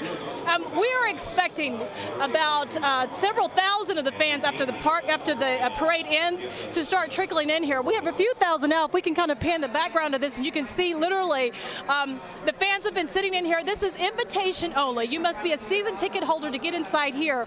Once the parade is over, all of the players, Mark Cuban and the coaches and the staff are going to come here, and they're going to sit on this podium right there and talk. And that's where everyone outside Victory Park is going to see the speeches about how great they are loving the fan support. This parade has been so special, not only for the city of Dallas, but means a lot to the team itself. They have fought hard to get this championship. But again, we're inside the American Airlines Center just waiting for the parade to end. There's going to be a lot of surprises here today. We here. Jamie Foxx is supposed to sing some more surprises I can't tell you about yet, but it's going to be a lot of fun to watch. But this is the place to be for season ticket holders. We're sitting back, we're having Coke, soda, pizza, popcorn. You can buy Mavs gear here, and also don't forget, you can also get your season tickets for the upcoming season. Reporting live from the American Airlines Center, Sean Gables, Channel 8 News. Look who we have over here, Joe Trahan. He's wiping the sweat off his face. He walked the parade. Yeah, he looks a little bit gassed over there. He's like, it's nothing. Temple of Fitness, right? Barely broke a sweat, he said. Hey, guys, let me tell you something. I'll bet since I've been here, since this thing started this morning, and as I mentioned, I got here about 7:30, I'll bet I've heard over 100 times about Channel 8's coverage on pre and post game, and especially on game 6. There again. It was pretty good though. It was fun. Yeah, we had a good time doing it, and my coat is back from the cleaners, by the way, from that first game down in Miami where I got dumped on with a talcum powder. But when the Mavericks won Game 6 in Miami, and Bob and I talked about it all during the game. Man, I'm not sure how that crowd's going to behave outside when we get out there, but they kind of just went on by, and a lot of Mavericks fans were cheering like crazy when we were out there doing that postgame when they actually finally ended up winning it. I was surprised how many Mavs fans actually went to Miami. Oh, there were a lot of them down there. I don't know how many, but I know this much. I'm glad Mark and Linda Thompson went down there. I know, can guarantee they flew you that. Back home. You know, nobody is more lucky than Dale Hansen, I tell you. I know good people. I know good people. He was lucky that night, except let me tell you how the night ended. When we finally landed and we got in the car, Dale couldn't remember where his car was. Well, I knew it was somewhere at DFW Airport. And he's here to call you out, And the worst part of it was the lovely driver that we had, she couldn't remember where 35 was, so don't blame me. I mean, that was a combination of those two. I was just fine. I think it took us about as long to drive from the Addison Airport to DFW as it did to fly from Miami to Dallas. You know? All right, well, we have 10,000 plus folks right here at Victory Park at the American Airlines Center. It looks like everyone else, all maybe 300,000-ish, are headed this direction. We have a lot more coverage coming up right after this. All right, welcome back. Only half the party is here at Victory Park. We do have the other half by our WFAA studios where the parade went right by it on Young Street. We have John McKay, we have Ron Corning and Cynthia Zaguieri.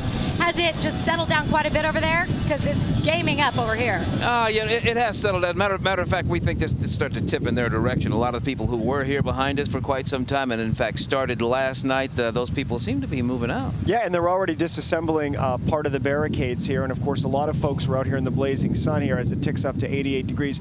We found a little comfort here under this tree, but it's a bit of a double-edged sword. On the one hand, it provides shade, but on the other side of it, the birds like to perch right up there, and I found that out the hard way. And what did I tell you about that, though, Ron? You said it was good luck. It is good luck. So we'll find out if that comes true. We can also tell you that police here on our side of things told us the crowd behaved very well. We didn't have any major incidents. In fact, the crowd here looked so spectacular, and I didn't even see anybody suffering from any heat exhaustion at all. No, it really didn't. You know, the good thing, and that's that 11:20, 11:25 right now, and so it has not reached the top in terms of the heat that we're going to experience today. That's number one. Number two, the people haven't been out here that long to experience all this. Number three, as things go on, and of course the good news is even though adults are allowed to engage and imbibe, we haven't seen a lot of that in terms of activity. To be honest, we think mainly it was bottled water that was in all those coolers we were saying. Yeah, but the day is not over yet. It's going to continue on for most of the day, and as we know, as we get toward 5 o'clock in some places, it could hit 100 degrees, so we have to be mindful of that as well. So we are going to wrap things up here from Young Street and send it back to you over at Victory.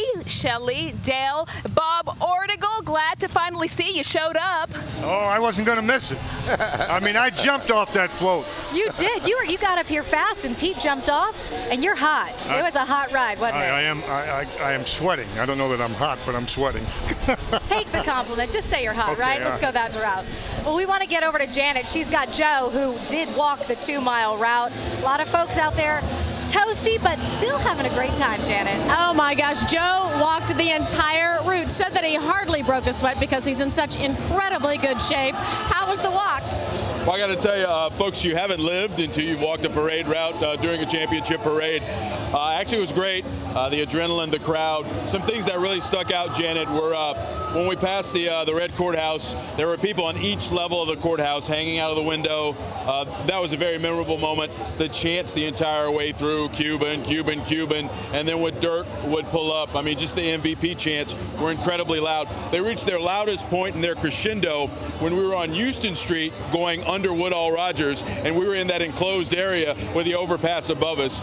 It was incredibly loud. It sounded like we were back in the American Airlines Center at that point. That was great. And then the other thing I remember about this is right before we got here to the American Airlines Center, Mark Cuban gave the championship trophy to a couple of the Mavs maniacs. I thought they were going to drop it. I got to tell you, after those guys did that, I went up to one of them. I said, how'd that feel? He was crying. I mean, that's the kind of emotion that's being felt the entire way. Crowd 6, 7, 8, 9, 10 deep. When we made the turn onto victory, 12, 13, 14 deep. Make sure you check out WFAA.com. I took a lot of pictures on my iPhone. I'll be posting those. And one of the best pictures I got was a replica of the Larry O'Brien trophy that must have been 6 feet tall. Dallas, well done. The Maverick fans showed up and did a great job. You know what I noticed is Dirk Nowitzki, who's usually very calm, laid back, very unemotional, was totally into it the whole time, clapping and waving to the crowd with the biggest smile I've ever seen on his face. Well, you know, he is such a guy who's so to himself, but he just let it all go. You could tell it was 13 years of his professional career waiting for this moment. Look who's behind us. Let's step out of the shot. They're here. I don't know if you can see it, but the Dallas Mavericks have just stepped out on the balcony.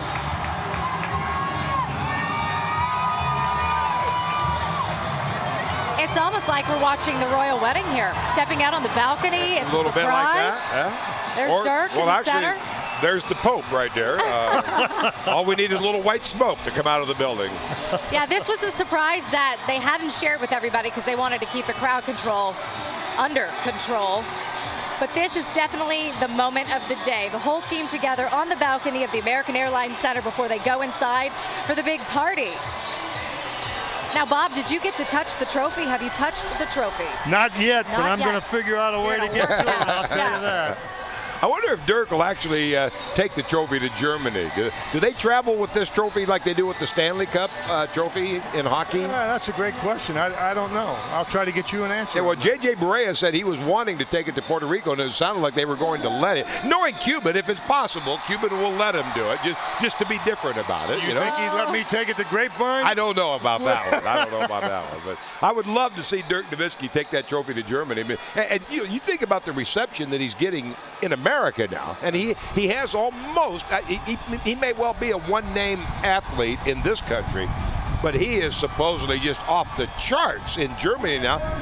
Maybe their greatest athlete ever. You know, especially, Dale, after taking Germany to the Olympics.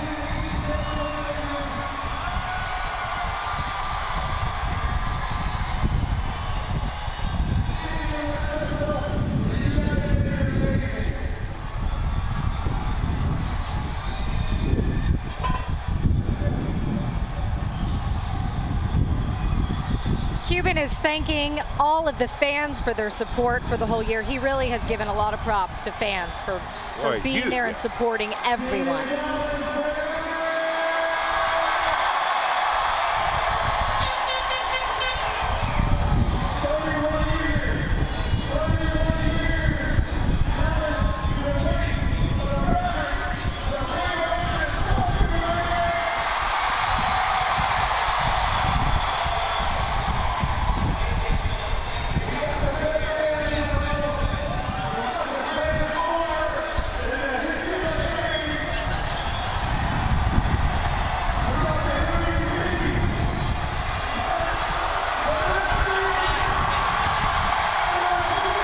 They're screaming now for Dirk Nowitzki. They're saying 31 years, and now they're chanting MVP, MVP, over and over again. This really is remarkable to see so many people from so many walks of life, kids, I mean, just the whole array, a sea of people, and everyone has their camera phone up.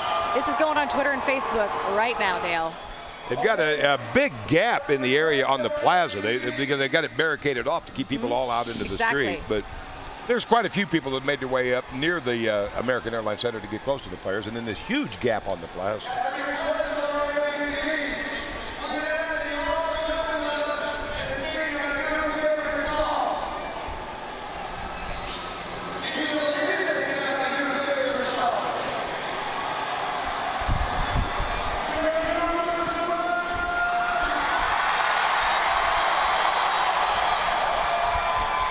It is kind of hard to hear what they're saying. The acoustics aren't the greatest. What did he say? I don't know. Doesn't matter. Yeah, It doesn't matter. Yeah. Oh, they're going to sing "We Are the Champions." That's what he just said. Are you ready?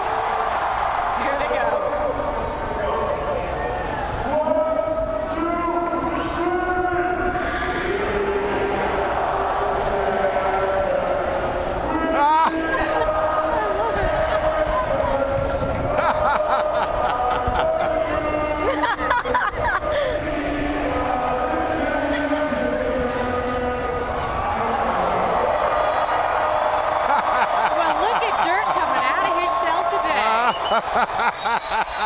So he does have a sassy side, huh, Bob? Oh, yeah. You know what? He's going to get his citizenship here and run for president. He could. Speaking of the president, he also gave J.J. Barea the shout-out saying that guy can play. Hey, Dale, I got a question. We do all those... Tell me to be quiet if I'm supposed to be quiet. No. We do all those shows out there during the finals, those pre and those post-game shows with a shirt and a jacket on. I show up here today, and you got air conditioning underneath this. Now this is something we're going to bring up for a future. I guarantee you. Why wasn't this here before? I don't know about that, Bob. Okay. It's almost chilly for me right now. Sean Hamilton have anything to do with that? Yeah, we'll work on that. Yeah, singing "We Are the Champions." That song has got to go away. We got to come up with another one. That's been around a long time. But, yeah, but that's why it's great, Dale. It's like getting the ring. It's classic. Well, again, Mark Cuban. See, here's another little bit of the contradiction here. Mark Cuban wants to do something other than the rings because that's old school, and then he plays that Queen song, which has been around since like 1943 or something. I know. Brian Cardinal, I love this. He said that he wants the ring, but he said, quote, now, if Cuban comes with 15 Bentleys or gold-plated Bentleys with the trophy emblem or whatever as the hood ornament, that's not too bad either. I think he's got to end up with the ring, though, doesn't he, Bob? Yeah. They all want a ring. Yeah. I mean, they were talking about it this morning, but long before we got on the buses. This is a very cool moment for those of you not here. I hope the pictures kind of convey the feeling that everybody in this crowd has. I'd still, because I love big crowds, I would still put a ton of people on this plaza and jam it up more. But for, maybe security reasons, they've decided to barricade it off. And I'm anxious to how they're going to get the season ticket holders inside and tell everybody else, I'm sorry, you're not welcome in here. I don't like that part of it. I just don't like that part of it. But this makes up for it to a great extent. Now, you've been around since the Mavs began, 31 years. Is this definitely the coolest moment for you? Oh, my goodness, in history of the Mavs? My gosh. I mean, there's nothing to compare. I mean, this is Cowboys territory. I mean, this is every bit as good. And what's even better about it, the city has finally learned how to do it. That Cowboys parade in the early 90s, they didn't have the barricades along the street, and everybody rushed the platforms or rushed the trucks, and the Cowboys were on flatbeds, so they didn't have the railing, and it became a mob scene and then degenerated. The city has figured out how to do it. Mark Cuban's writing the check. They've got this thing down to a very good science now. But Mavericks-wise, when I say that it's on the level of a Cowboys, I'm saying some good stuff there, by golly, and it is, without question. You know, all along the parade route, for those, if you could picture this, about every, I don't know, 30 or 40 yards on both sides of the parade route, there was a police officer.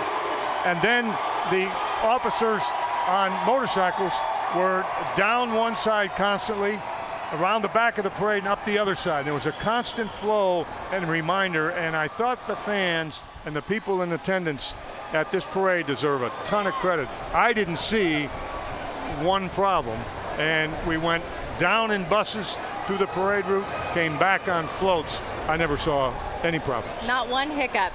That's amazing, considering what we saw back in 1993. The crowd is being so calm. They're confused, though. They're walking this way. I think they can get in the AAC. That's what concerns me. If they start to think they can, This is what's going on. that could be a problem. That could be a problem. But let's hope not, because as you said, we haven't heard of any problems at all. And I think the city deserves a great deal of credit for that, and I think the Mavericks fans deserve every bit as much credit. I agree completely, Dale. I really do. And you know, downtown Dallas has gotten a lot of play out of this, $15–16 million when it comes to the economic impact. We want to get to John McKay. He has the president of Downtown Dallas Incorporated with a little perspective on that. John.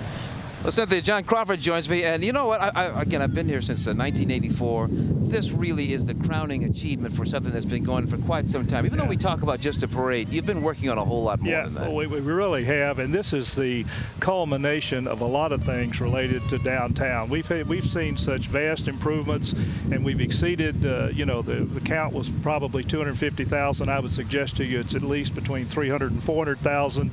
And the good news is that people are going to come down here. They're going to see all that downtown Dallas now has to offer, and they're going to come back. So we're great. It's great to have the Mavs win, but we're leveraging an awful lot on Dallas and downtown as a result of this event today. And again, we've made great headway in planning and execution. And credit goes to thanks to Mark Cuban again for writing the check. That sure makes things easier. Especially with a little lead time of about 4 days. So, in effect, as goes downtown, so goes Dallas. And this event today, I think, helps to reinforce that. Yeah, you know what? We heard the figure of $15 to $20 million just because of the playoffs. It gets to be even more than as we go on, correct? Well, yeah, it does. And basically, we estimated $15 to $20 million in direct economic development impact. And that's an important part of it. But more importantly, the exposure, having people on the street and downtown, not only locally but globally, as we're viewed from all over the world, downtown, it's making a tremendous impact, and those dollars will continue to increase, I think, based on the crowd that we've had. You've been working on a series of steps, really, to bring people back downtown. I should tell people that it always seems to me that the crowning achievement is probably going to be when you get the deck park built. Sure. And that'll be completed at the end of 2012. But, we now have the largest urban arts district in the country. We still have 135,000 people that work downtown. It's the largest workforce in North Texas.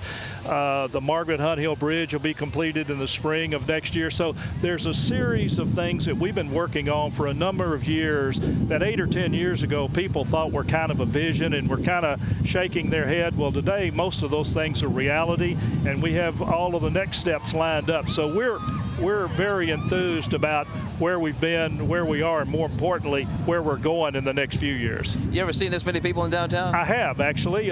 This is not our first rodeo in terms of a large crowd. The Capital One Children's Parade that we have every year for Christmas brings a huge crowd, and I would say it's comparable to this crowd. We've had some Cotton Bowl parades in the past that have been pretty nice, and so yeah, but this one has a lot more significance to it. I mean, we're bringing a world-class final NBA champion to the forefront in downtown Dallas, and so that's having a lot more impact, and we're thrilled that we've got the numbers of people that are coming down here, and my compliments to DPD, and we have our own safety patrol that works with them, and they've worked together in making this a successful event. John Crawford, Downtown Dallas Inc. Terrific day for you, terrific day for the city. Shelley, back to you.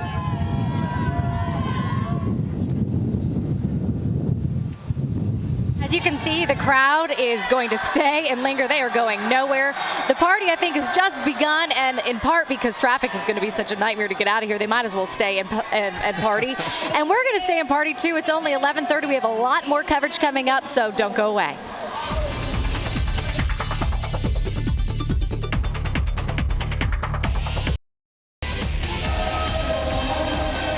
All right, we are back with Dale's good sidekick, who's been helping you through the entire coverage of the Mavericks, and you did it for 23 years, Bob, with the Mavericks.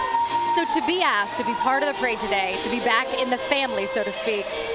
I was really flattered, to be very honest with you. I got a phone call late yesterday, from Tordima Usry, the president of the Dallas Mavericks, and he said, all he said was, "We want you on that float tomorrow." And I said, as I mentioned earlier, "Are you sure?" And he said, "Yes." And I said, "What time do I need to be there?" And he said, 8:30.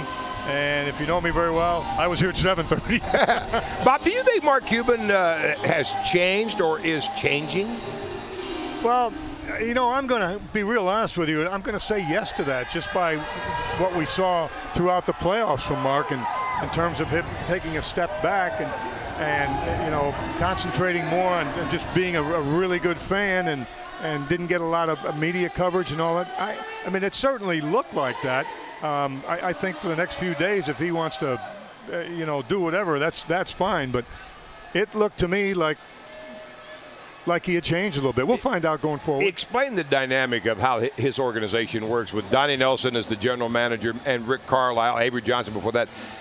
What I've seen and thought anyway, he's a hands-on owner, but he respects his basketball people for their input. Is that basically the way it works? Dale, I think you're right on. I mean, I think he does take input from them, and he also takes input from his players. And I think that's real important. Dirk, case in point, be quiet this time.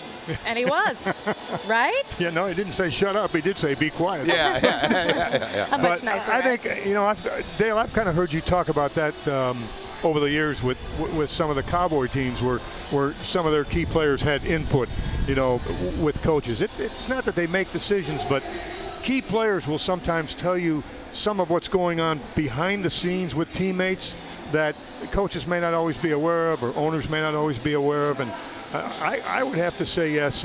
But you know, that comes with one single word sometimes, and that's maturity. You know, it's not necessarily experience, it's maturity. But as we've also seen, and we've seen it on a lot of different teams in this area, talent's important. But chemistry with that talent can almost overcome it, and I think that's what we saw with this Mavericks championship run. I think I remember many years ago looking up chemistry in a dictionary. I think it said something like an intangible, inexplicable process. Think about that. Yeah. You cannot explain it, and you cannot touch it. And isn't that amazing? You know, and as I've said many times, it is amazing. It's like a relationship between a man and a woman too. You can't. Exactly, sister. Why are you giving me that look? No, but I'm saying if you could figure out how to bottle it and sell it, we'd all be Mark Cuban. But it's there when it's there, and that's how you get it. And you know, speaking about Mark Cuban, what can you say about the guy stepping up? I'm not trying to say things nice now because I was in the parade. The guy stepping up and saying, I'm paying for it. We're going to do it right. I'm paying for it. And he did. And they have. And that's why so many people are out here. We need to get to Morgan Lyons with Dart because a lot of folks are trying to get out of here. And that's going to be a little bit tricky. Morgan, I know you guys are running the trains a lot more often. What's the situation right now? Well, we're running a lot of trains. We had some staged for us after the event. We also have some TRE trains scheduled. Excuse me. We had some TRE trains staged to run after the event, along with a large number of buses that can take customers back to Centerport and Richland Hills or to South Irving or West Irving to support the TRE. So, and buses available to help customers if the trains get overloaded. So a lot of service out there, but it's going to take some time to move everybody out. Now, originally, you guys normally run your trains roughly every 15 minutes. Are you at 7.5 minutes? Is that what you're going to be doing on the way back for folks? No, at 9 o'clock we transition to a 10-minute service, and that's what we'll continue to run through the day. Right now, you'll probably see it much more frequent than that because we've just gotten trains lined up and we're moving them through downtown. Where trains may be getting a little backed up right now, folks are holding doors open and keeping us from moving the train, so we need to get folks on the train, let those doors close, and there'll be a train come right after it. I know a lot of people want on the trains because they are very nicely air-conditioned, right? Oh, yeah. You know, we built the air conditioning system to work in Dallas, Texas, not in Boston, Massachusetts. So they're nice and chilly. All right. Thank you, Morgan Lyons. Folks that are here, do not be trying to interrupt the doors as they're trying to shut. That is just going to slow everything down. We want to go inside now to Jane Slater, who has maybe a larger perspective on the traffic issue. Jane. Well, the issue is you've got 250,000 250,000 people concentrated down here, 10,000 at Victory. Now you got the 240 that can't get in here, trying to get out all about the same time. So we are beginning to see those slowdowns. We'll look outside. Woodall Rogers is going to be the toughest spot. What you're looking at is that traffic right here, trying to get to 35. So we're seeing real slowdowns there.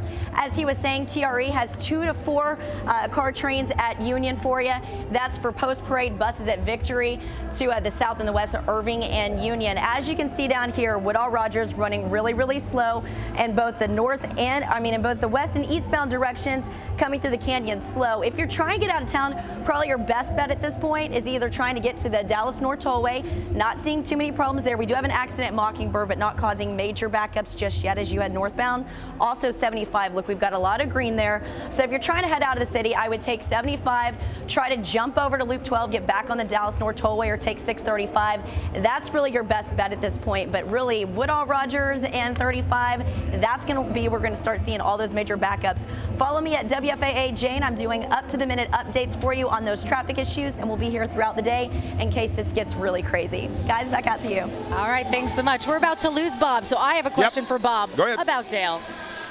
What was your favorite broadcasting moment with this guy? I mean, y'all have been around a long time together. Well, first of all, we wandered down here from Iowa. Yeah. You're from Iowa, too. Yeah. I didn't know that. Yep. That's where Dale and I met the first time in 1974.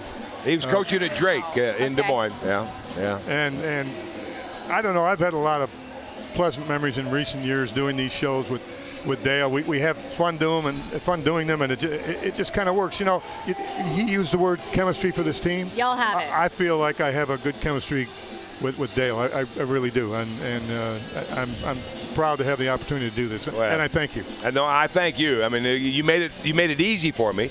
You made it fun for me, and I hope we get a chance to do it for a couple more years as well. He is fun to work with because you don't know what's going to come out of his mouth. It's real exciting. Well, that's why I learned a long time ago. If you're going to work with him and you have a script, you're going to get all messed up. There are no scripts. The big thing you have to do with Dale is listen, because you're not sure where he's going to go next. But when he leans in, you know he's about to run away with you. That's so right. then you're good. All right, I'll lean back now. Okay. Well, hey, Bob, thank you so much for your time. We know you need to go back into the AAC. So, again, thank you for all your coverage, and thanks for being here with us today. Thank we really you so appreciate very it. much. Jamie Foxx was actually in town for today's celebration. We weren't really sure if he was going to come, but he did. And Joe Trahan caught up with him before things got started.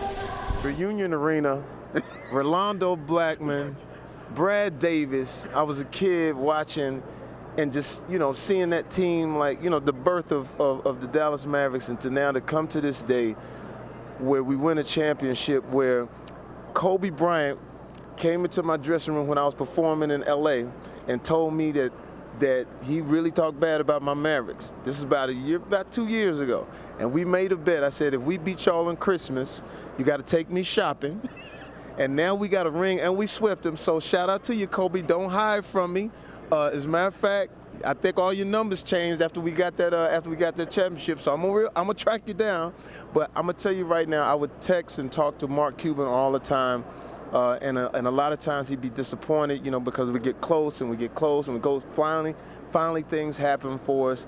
Shout out to Jason Terry, shout out to Jason Kidd, and most of all, Dirk Nowitzki, who just hung in there, man, for all this time, put the team on his back and did what he needed to do. And give props to Dallas Mavericks. I mean, a lot of people are saying that certain people didn't play so well, but the Dallas Mavericks played fantastic, man. They shut everybody down. If you look at it, they swept the world champion Lakers.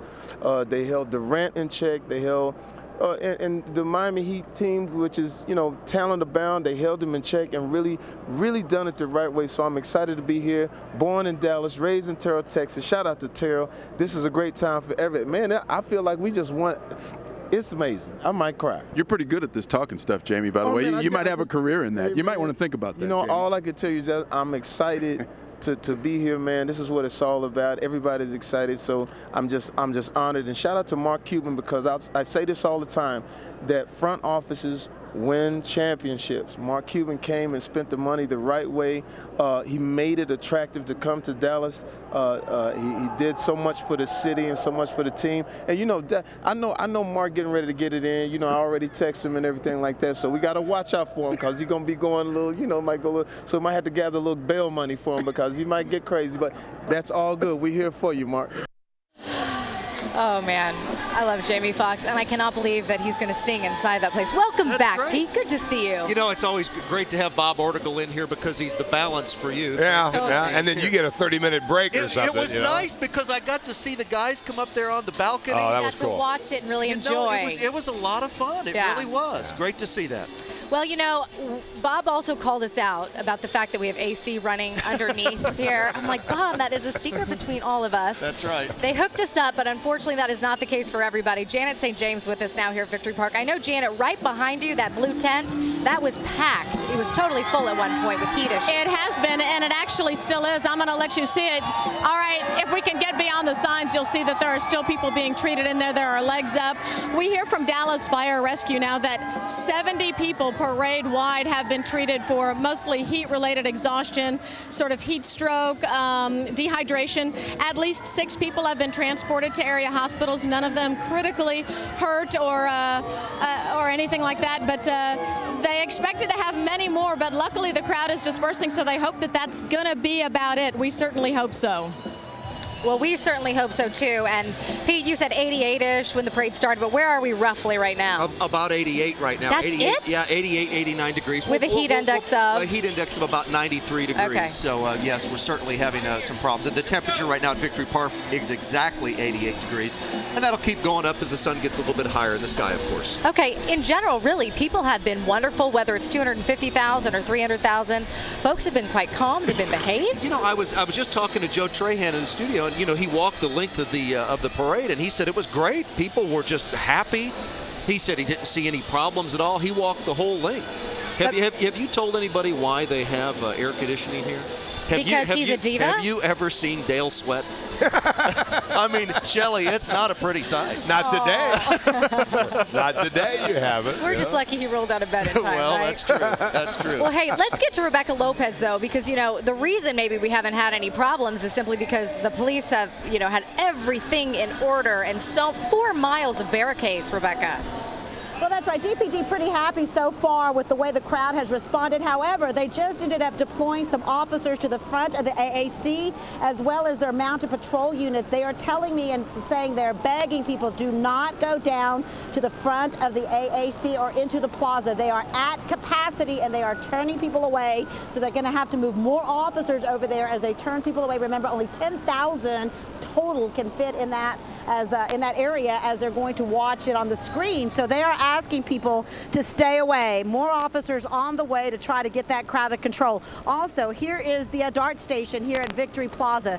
It is, you can see a lot of people. They're moving officers over there as well. The crowds are still thick in this area. They do say that they've made a few arrests, but haven't released those numbers at this time.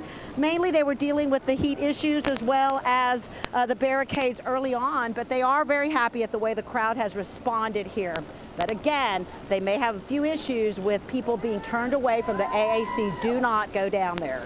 Reporting live, Rebecca Lopez, Channel 8 News. You know, we did see a little bit of that once the guys, you know, came out on the patio, said hello, and then went inside. Folks seemed a little bit confused, but I think they're getting it now. Yeah, I think so. I saw a lot of people headed that way. What street is that, by the way? This is Houston. That's Olive. Olive. That's yeah. Olive. There was a lot of people walking out that way, and I think that moment when they did come out on the patio up there, I think that was a very, very good moment. I don't know that that's enough. I mean, obviously people still want to see more. They want to keep seeing more, but that was very cool. And now they're just kind of, I think, trying to figure, wait a minute, where's the rest of the ceremony? Well, I think they're like, hey, I took the day off from work. I might as well live it up, right? Yeah. Oh, I think so. I mean, you came in, actually. This was a vacation day. This is a vacation day. That's how big a deal it is. This is a vacation month. Well, that's also true, but this is a vacation, and as most people know, and I would argue it's somewhat the same for you guys. I mean, this business is a vacation. So now I think about it, I think I should get paid for this. Now that you've planted this thought in my head, what the heck am I doing here? You couldn't miss this, though. No, not at all. But Under no circumstances. But, you know, you look at the crowd that we have down here, and I haven't seen any problems from any people. We have the Dallas Police Department, of course. They have their riot gear on, the mounted patrols here. Those two are deterrents enough, right? But everybody is having, look at this, they're just happy, they're cheering, they're having a great time. We haven't seen any problems here. We of course, Dallas Police prepared. Yep. The hope was we wouldn't have any, and we certainly, at least from our little vantage point right here, we have not seen any, Dale. I've never understood, though, when Rebecca was mentioning there's been some people arrested. I've just never understood the mindset of that. I'm going to go downtown. I'm going to have fun. I'm going to cheer on my favorite team, and then I'm going to go to jail. Well, but I've just never understood that. It's just the rule of numbers, right? I mean, you get a quarter of a million people together or more, and you're going to have a couple of wild cards. Yeah. But nothing, at least so far, and obviously I think we're going to end up that way, what we've seen in the past. So I think everybody should be pretty happy with Or what we saw late last night in Vancouver, Canada.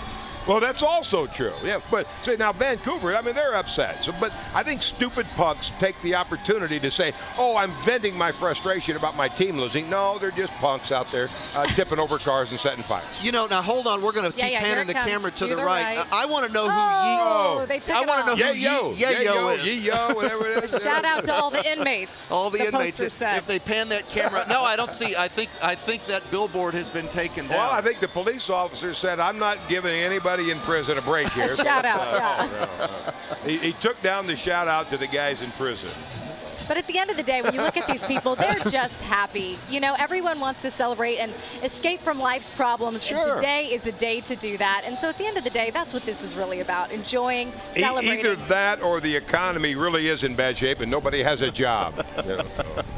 Well, you hope it's not that bad. Yeah, it's not that I wonder how many people do have a legitimate, such as myself, a vacation day that brought them down here. They had a legitimate vacation day to come down, and how many people are going to be really unfortunate to find out that they were shown on TV, and now they're in trouble. When their boss sees them on TV, they're going to get in trouble. All right, well, we have a lot more coverage still coming up. All My Children, by the way, just set the DVR for 2:40 a.m. That's when it will re-air. Thank goodness for that. It's my daytime drama day. Yeah, I know. Can you name one person in All My Children? Not on live TV. Yeah, but. All right, we'll be right back. How about that? I love that show. I really do.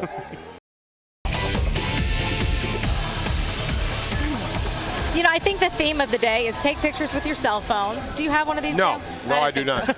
He's not kidding either. No, I'm not kidding. He's not kidding. Nor do I care to have one. Oh, well, everyone's tweeting and Facebooking. Of course, my phone is the one phone that will not upload a darn thing. AT&T has Wi-Fi here in Victory. Have you heard of Wi-Fi? I have no idea what that is. Well, I'm not sure. I have no idea. Well, nor do I care about that either. Nor does he care. But anywho, do you care about the weather? Not as much as some people do, because I'm fine right here. We've got the AC, but a lot of folks don't. Janet actually has a doctor with her who's been treating some of these folks with heat issues. Janet, what does he have to say? All right, I can't hear you because the crowd is so long, but we are here with Dr. Paul Pepe, who is the Director of Emergency Medical Services here. Paul, I know that you've been walking the parade route, making sure that everybody is safe. Tell me what the situation has been with the heat today. Well, it's extraordinary. You think about it, we dropped a city of 250,000 right in the middle of another big city in the heat and humidity, and it's gone extremely well. We've only had about 70 people just actually evaluated, and of those, only about 600 ended up getting transported, none critically. This is really extraordinary. We're extremely pleased. It went really well. The major issue out here is Mavericks fever. All right, so besides that, what have been the major problems health-wise? Are we talking about dehydration, anything like heat stroke? Oh, yeah. The majority of this is all related to heat illness, etc., and just as expected, but it's actually gone a lot better than we even thought. I think the messages we got out really worked. People were listening, and they hydrated themselves and taking care of things. So we're all very happy here today. Let's say, from the Homeland Security point of view, we're in a state of heightened festivity. But so far, so good. Thanks, Paul. We appreciate you coming. Thanks so much. So that's pretty good news. I know that they had expected to have a lot more. They do still have 3 medical stations up and running, but so far the crowds are clearing out a little bit, so seems to be a little bit less busy where they are. That's good news. Heightened festivity. I like that one. Oh, that's good, man. But I think he's right, though. I mean, people did apparently pay attention. And I know in my case, it was actually scientifically impossible for me to get dehydrated. So. That's not true either. We shouldn't put that to the test. Poor Joe Trahan. He walked the 2 miles. I talked to Joe, and he said it was great exercise, and he really got to hang out with some people that were having a lot of fun, a lot more fun than he's seen in a long time. Yeah, a life moment for him, and he is now living another one. He's inside the American Airlines Center where all the action now is. Joe, update us. Yeah, I got to tell you guys, I never realized just how good the air conditioning system was in the American Airlines Center until just now when I walked in. They are getting ready for the huge celebration indoor style here for all the season ticket holders. There will be announcements about just what a great, and pronouncements about what a great season it was, introductions of the players. I mean, this will be one big love fest for the Dallas Mavericks. They're getting ready for that. We also do, as you guys have been saying, we're waiting for Jamie Foxx. He will be performing at this event, so this select crowd will get pretty fun afternoon. Right now what they're doing as they wait is they're showing a lot of the video vignettes that a lot of people who come to these games have already seen. The Mavericks marketing department does a great job. We've shown you some of those in some of our pregame shows, and they're going through a lot of them. A lot of humor involved, so there's a lot of fun being had right now as we get ready for the big celebration. Now, before the parade got started, I got a chance to speak to a lot of the Mavericks players, including J.J. Barea. This guy, what a life he's having right now. Listen to this. JJ, just talk about this day and what you're looking to enjoy out of making this incredible ride you're about to. Oh man, it's just I'm starting to feel it. It's hitting me now. Seeing all those people out there, man, it's gonna be amazing. So special, just so special to be here, be a part of this. Is this where the realization starts? I mean, yeah. I'm sure you've been on these clouds and you've been up in the stratosphere. Is this where it really becomes reality? Yeah, this is gonna be the start. It's gonna start hitting me today. After this, it's gonna hit you when you get home. Yeah. Can you talk about what the Dallas community has meant to this team and how they've supported you? Oh, amazing. For this team, supported us all year, and personally, since I got here 5 years ago, they've been amazing to me, and our relationship is getting even stronger now, so it's awesome. Speaking of relationships, JJ, I mean, you know, it's a sad thing that you got the life you got. You're dating Miss Universe. You just won an NBA title. The president was talking about you when he made his trip to Puerto Rico. Can it get any better? I don't know. I'm gonna enjoy it. I said, you never know when could this happen again. So I'm gonna enjoy it and take it in, everything I can, and enjoy it the whole summer. And you know, I'm just glad, and I'm just gonna enjoy it. Yeah, that's basically all I can do. Take it all in. That's J.J. Barea really summing up what this day is all about, and he really epitomizes what this team is about. I mean, remember, this guy gets thrown in the starting lineup. It's one of those changes that Rick Carlisle makes, one of the buttons that Carlisle pushed, that just incredible. Deshaun Stevenson got demoted. He didn't think twice. All he did was go out and start hitting a lot of three-pointers, and it was that kind of camaraderie among this team that made them champions. And how about J.J. Barea? Absolutely sitting on top of the world. Back to you guys. You know, another part of that is he's a free agent now. And so, yeah. I mean, he's going to get paid. And I would think the Mavericks would probably want to keep him. But either way, I mean, this guy is just, everything he's doing is just working out perfectly for him because he is a free agent. And somebody, because of his great finals run, will probably pay him a lot of money if the Mavericks don't. And the other thing is my understanding is that he's going back to Puerto Rico on Saturday, and they have a parade for him there. Good for him. You know, Cynthia's been doing all these interviews with J.J. Barea, and she said that, you know, from what she's heard, they are bigger than J-Lo and Mark Anthony. Oh, my gosh. Yeah, that's how big a deal he is in Puerto Rico. Wow. You know who J-Lo is? Yes, I do know who J-Lo is. And Mark Anthony, he sang the Star Spangled Banner prior to Game 6. And his warm-up was even incredible. Amazing. We were in the arena. I mean, I thought it was an incredible rendition of the Star Spangled Banner. Well, and you know, Joe's right. I mean, he kind of, JJ epitomizes this team. So many of the players on this team, you like to see good things happen to good people. And these guys, you know, you think of the three. But you don't have to have like 19 good things happen to good people. I mean, come on. Yeah, Miss Universe, a big salary next year. And living in Puerto Rico. That's right. Now, if y'all look out here, you'll notice there's a bunch of trash. That's what's going to be left over. And, of course, we're just starting to see that. They've been seeing it over at our WFAA studios for quite some time. Let's get over there to you guys. Hey, guys. You know, it's been pretty good here. You know, we must tell you that people were very clean. They were very kind. We're looking behind us right now.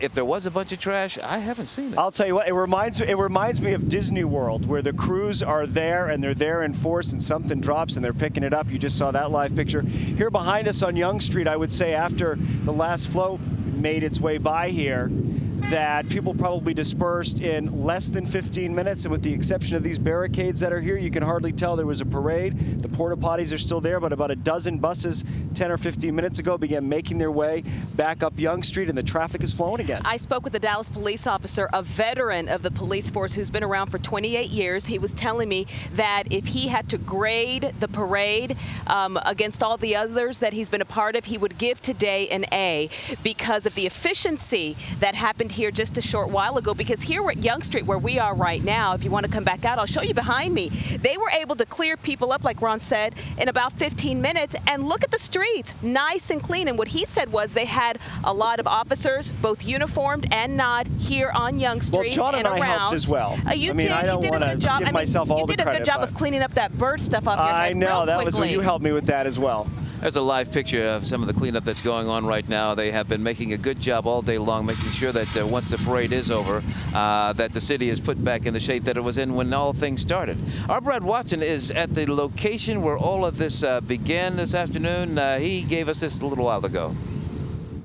Who'd you see? I seen Dirk, I seen J.J. Burrell, I seen Stevenson, Jamie Foxx was out here, who else?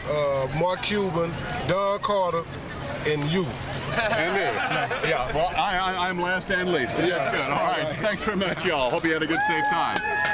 Okay, as I said, it was a good-looking, well-behaved, enthusiastic crowd down here, and almost everybody we've talked to a person got to see the people they want. Part of the city's plan to use these interlocking fences, hold people back, and then elevate the players, put them high up on these trucks and trailers so people can see them. This is something they learned from the 1993 Cowboys parade, when all the players and the coaches were just on the convertibles. People couldn't see them, and of course the barricades were a lot flimsier than these. So at least on this end, the beginning point for the parade, things went very, very well today.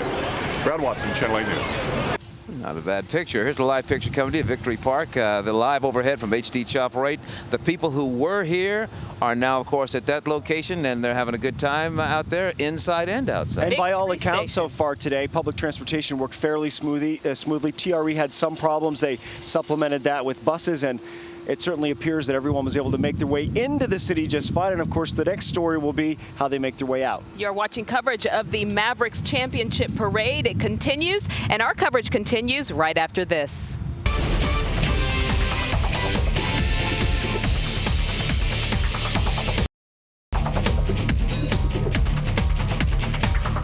This is, of course, American Airlines Center right now, where the celebration continues for the Dallas Mavericks. Of course, we had a parade earlier today. Now all the fans are gathered there with their Mavericks, and of course everybody having such a great time. Interestingly enough, I noticed that parking lot, there were a lot of empty spaces. I really think in the days leading up to this, the message was heard loud and clear. Don't even risk it. Don't even risk bringing your car in. Take public transportation. Make it a lot easier on yourself.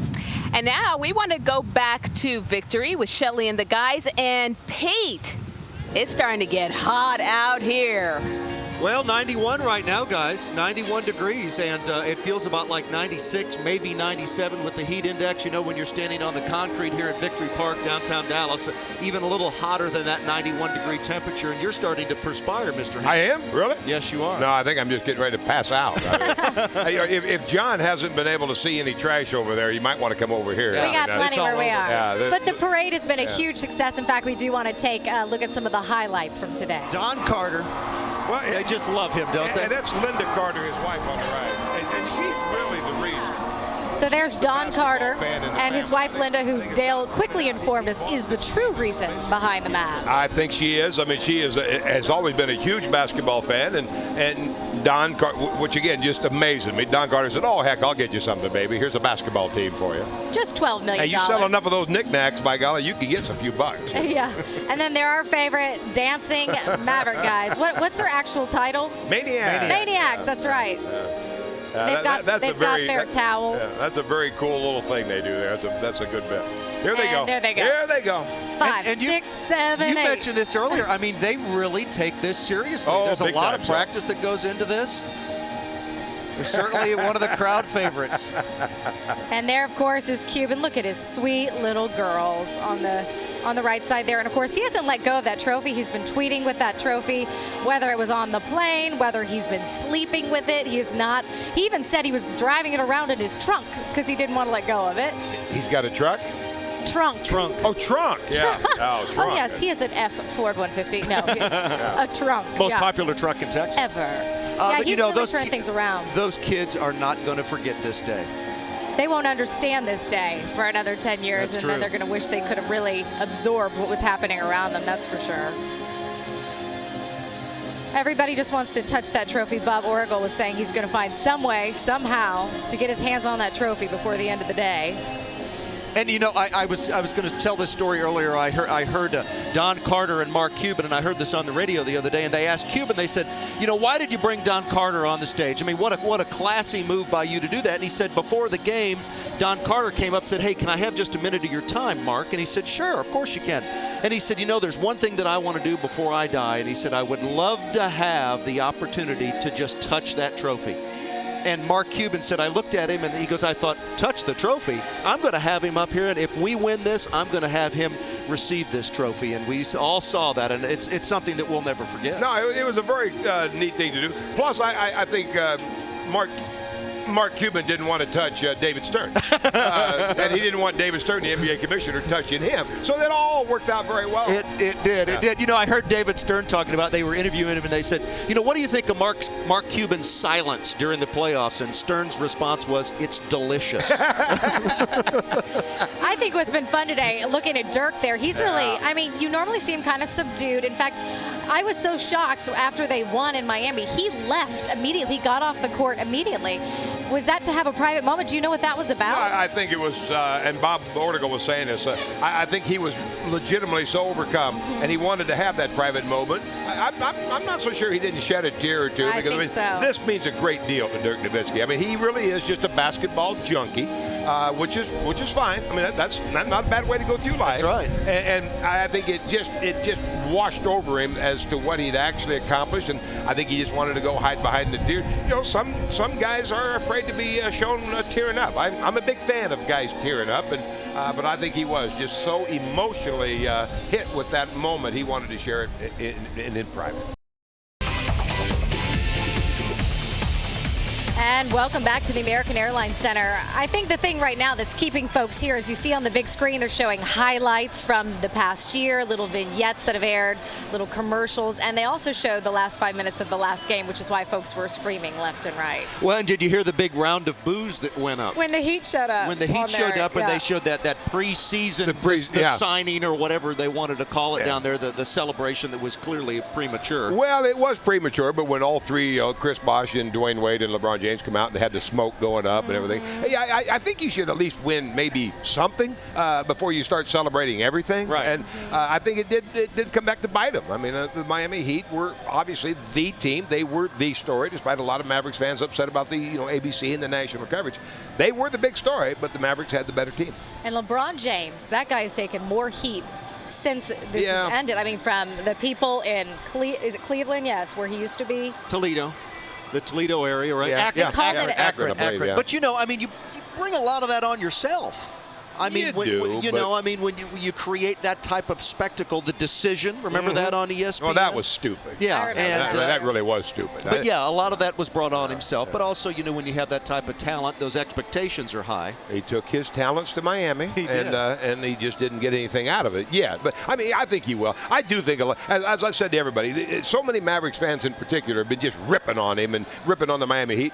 I said this last night to a bunch of buddies of mine. If Dwayne Wade and LeBron James called a press conference and said, we realize just how cool Dallas, Texas is, and we're leaving the Miami Heat, and we're going to come play for the Mavericks, these people would all go to the airport to meet them, and we'd have another parade. Okay, so for 1 sec, because we have a great interview inside with Joe Trahan at the American Airlines Center. Take over, Joe. All right, thanks so much, you guys. We're just moments away from getting this celebration started. Should start in about 5 moments here. Again, we're looking at more vignettes, and this crowd is just getting whipped into a frenzy, and it'll only get louder.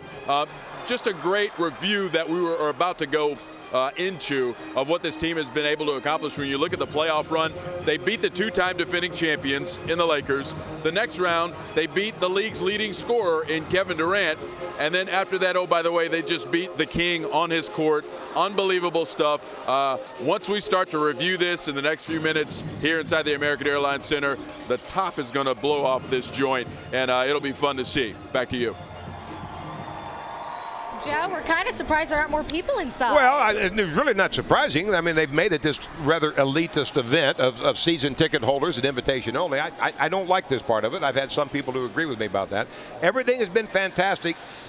When you look at that place should be filled. That place should be rocky. If you want to take it inside, fine, but you've got to find a way to fill the place up. You know, Ortigal said he was expecting 20,000 in there. I was told it'd be closer to 10, and at least from that shot, it looks like 10, and I think this is a mistake. On the Mavericks part, I think this is a mistake. Well, and I talked to several people that are season ticket holders, you know, who get in, and they're like, I don't want to go downtown and deal with the crowd.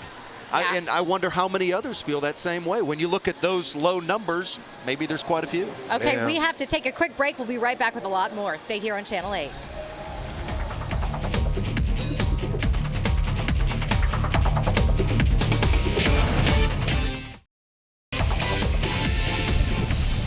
We are getting closer to the party inside the American Airlines Center, but the party outside is still definitely going on. People are able to get through, though. We were talking, the traffic is moving actually kind of well. Yeah, they've opened up Houston Street here, so that's a little bit of good news. I'm telling you, I think the city and the police department in particular can take a great deal of pride how they've organized this thing, how they've coordinated this thing, and again, it's starting to clear out already. Traffic is starting to move again. I think it's pretty much clear in the downtown area.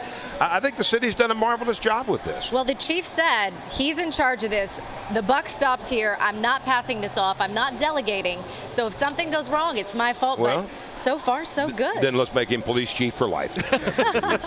I'm sure he'd love to hear that Dale Hansen supports. We have Joe Trahan inside the AAC. We have Sean Gables inside the AAC.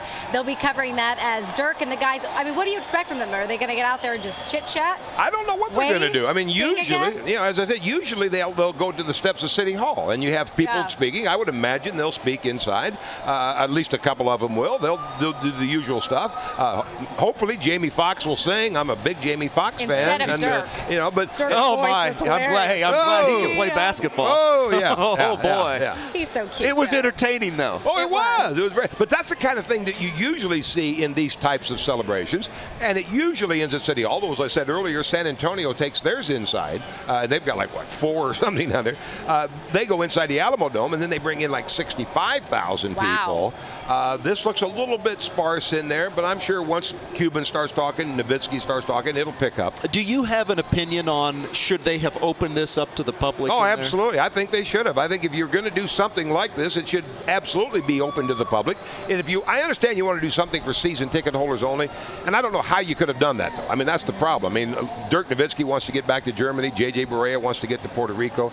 So how long and how difficult would it have been? But I would have liked to have seen them do this big, massive thing. Let's all end it over at City Hall and have a huge celebration there.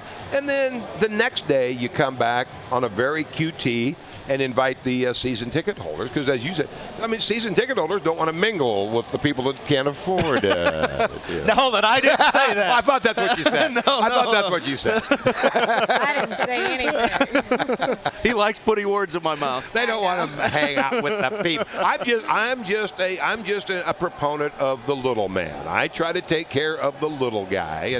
And again, I get it. I think it'd be nice. And, some season ticket holders don't want to fight this crowd. Sure. And season ticket holders are entitled to have a certain invite, a certain closeness that other people don't. I don't know. This doesn't feel right to me. This part of it doesn't feel right. Well, maybe they'll let some of these people in if it's sparse. We'll see. Well, and see, I don't think a season ticket. That'd be a mob scene, though, quite honestly. I know. I think that was the problem. If you say you got, I don't know how many season tickets they've got, but let's say you got 10, 12,000, it seats about 20. You can't very well say, okay, I'll tell you what, the first 8,000 of you come in. Then we'd be going back to Janet St. James and that doctor guy she had trying to come up with all the one-liners. I mean, he'd be up there, talking, well, we've got 7 people here who were trampled to death. And I think that would have been a mob scene that could not have been controlled. So then you're kind of stuck. Season ticket holders, invitation only, ticket in hand.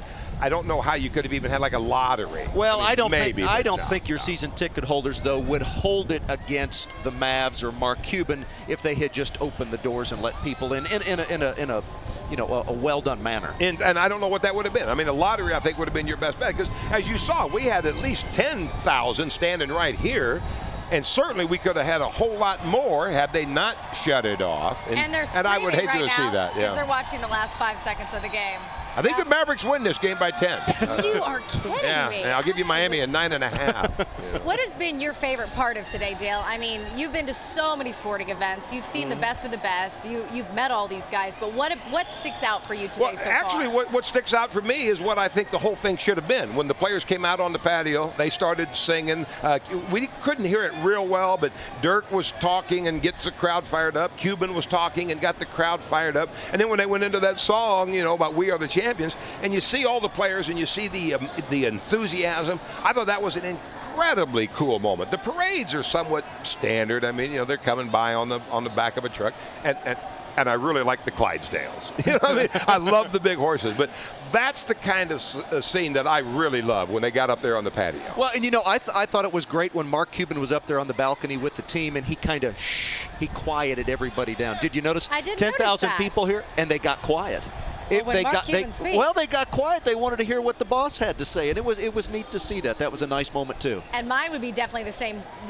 More of the same. But I liked the whole crowd waving their hands back and forth to "We Are the Champions." They couldn't quite hear back here, but they were. You felt like you're back in the '80s in like a mosh pit. Yeah, I wasn't waving sure. their hands. I wasn't exactly sure where that. I don't know how it played out there. The sound system when they were talking from the patio.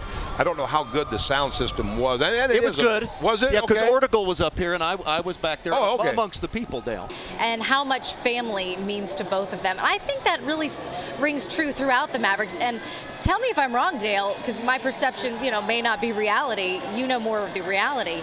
But I do feel like, inviting Bob and gang, all these folks, all the coaches, all the people from the bench coaches, et cetera, to be part of this parade, it did make me feel like the Mavericks today were a family organization that cared about its history and its past and its future, obviously. I think it's a very nice touch. I mean, and the Cowboys didn't do it. When they won the Super Bowls in the early 90s, I mean, Jerry Jones and Jimmy Johnson, it was pretty much their parade. It was pretty much their celebration. And they didn't really extend that olive branch back. I mean, they did some things, later with Tex Schramm and Tom Landry and the like, but that was a very nice touch. Rolando Blackman was the all-time leading scorer for the Mavericks until Dirk Nowitzki passed him. And there's Rolando Blackman being part of it. Bob Ortigal, Cuban fired Bob Ortigal in January for no good reason, by the way. And I still don't understand it. But then extends that olive branch to come back and be a part of the parade. Okay, so Dale, guess what? They listened I hate to say again. this, but I was right. They're going to let all those folks inside the American Airlines Center. Janet St. James just came over here to give us that news. They're letting all those folks in, so I'm sure once that message spreads, all of these people will not be going home. I'm sure this is what they were hoping and waiting for. I have to say, now that the crowd is not as large, they can fit all these folks inside. Well, I hope this works. I mean, obviously the people should be allowed in the arena. I'm just waiting now to see if they get them all in. Well, but I mean, look at the crowd and look how. I mean, they're just standing there. They're taking their time. They're being polite. Everyone's just one after the other. So, again, well-behaved crowd today. Just a lot of happiness. So, this thing was supposed to start about 12 to 12:30, and now we got to wait for them to get in. We might be doing the 6 o'clock victory celebration. We'll still be live. And you know what? We're going to be live right after this. We'll be right back.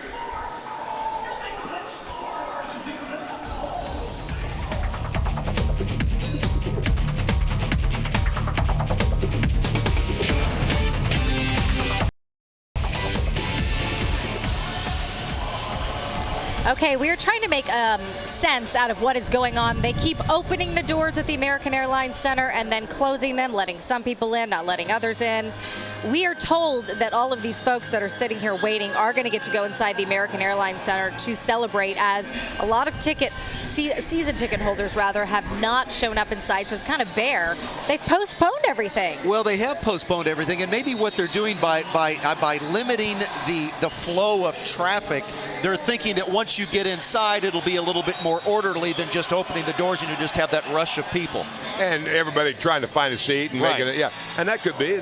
It's the first little hiccup, as you term you used earlier. I mean, the parade started on time, which is almost unheard of. The parade time that we were given was almost right on the dot, which is almost unheard of. And now the big finale here has been delayed because I do wonder what their thinking was, though. I mean, did they think that they would have this nice-looking crowd before and then realize that it doesn't look good? And they're making this last-minute plan to open the doors and let people in. This could be complicated. Well, and yeah. I hope everybody gets in because I think that might be a problem. Yeah, Janet, we sent her, Janet St. James, back over to check it out and run back over here. She's being sweet enough to get a little exercise herself. And she just kind of went, I don't know. So we're not real sure. But here's the thing. This is going to be in order. Look at all those cups. You see 1, 2, 3, 4, like 7 of them sitting on the right side there. Yeah. Janet, is your mic hot? Can we make Janet's mic hot? No, it's not on, Janet. Do you turn it on? Okay. No, we can't get her, I guess. No, we don't have you, Janet. Just speak real loud. We can hear you. No, I don't. Come on up here, Janet. Come on up here, yeah. Come share with us, use Miss my St. microphone. James. All right, so I ran down there. The doors are open. They're letting people go in one by one very slowly. They're obviously checking them to make sure that they don't have any weapons or anything else. They're looking through their purses. Wow. But everybody has gathered around, and the doors are open. Okay. Yeah, I didn't even think about that again, but you're right. Now they've got to make sure that somebody doesn't come in with a gun or something, so they got to have a security check. And a lot of people aren't taking up on it. I mean, look at all these people that are just standing here. The doors are clearly wide open, and they're welcoming anyone who wants to go in. That's what See, it looks I don't like think to it's me. so obvious from over here, personally. I would never have known those doors were open until you came to tell me. You can't really tell from our vantage point. I don't think these people know. I really don't. This thing isn't going to start for an hour. I mean, if they're serious about letting all these people in and they're doing it as slowly as you say, they're looking at not starting this thing for an hour. Well, I'm going to run back up there. The crowd was pretty thick. I'm going to run back up there and see if I can get in to see where they're letting them all go inside. Why don't you just ask them if anybody's got a gun, and let's just get them out of the line in a hurry. Just ask them. You know, just. Well, here's Brian Cardinal. These are live pictures from inside. So clearly they are trying to get things on the road. They're setting up. He's the custodian. So he's cleaning up. He's making sure everything looks pristine for everybody when they come out. Well, I wonder if this west entrance here, or this is actually the east side of the American Airlines Center, I wonder if these are the only doors that are open. Well, that was my next question, yeah. He's quite the actor. Very theatrical here. Yeah, he's another one of those everyman kind of guys that plays a nice role, understands his role, picks the face up. Well, we'll, of course, keep you posted on what happens as people get in and out, but hopefully they'll go inside, have a nice crowd, and have a nice rally of sorts. There they are. There's the team waiting to come out. They're probably wondering what's going on as well. They probably have plans for later tonight, trying to keep things on schedule. Oh, I'm sure they have plans. Oh, I bet they do. Dale, have you been invited to any of the celebration parties? No, as a matter of fact, I haven't. Really? Pete. No, I don't get invited to that kind of stuff. I think even Cuban has a limit as to how much he's willing to spend. And he just decides, no, let's just stop it right here. But it looks like they're starting. Yeah. I mean, usually when the spotlight goes in circles, isn't that the cue that it's about to begin? I would think so. Mavs fans, welcome to now. Are you ready? Ladies and gentlemen, welcome to the American Airlines Center for today's celebration of the 2010-2011 NBA champions, your Dallas Mavericks. In his third season from the University of Oklahoma, assistant coach Terry Stotts.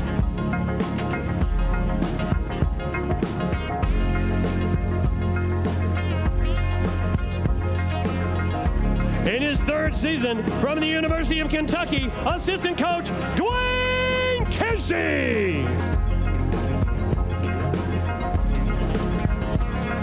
In his third season from Fayetteville State, assistant coach Daryl Armstrong. In his 7th season from the University of Toledo, assistant coach Monty Mathis. In his 8th season from the University of Wisconsin, assistant coach, strength and conditioning coach Robert Hackett. In his 7th season from Arizona State and the University of West Virginia, athletic trainer Casey Smith.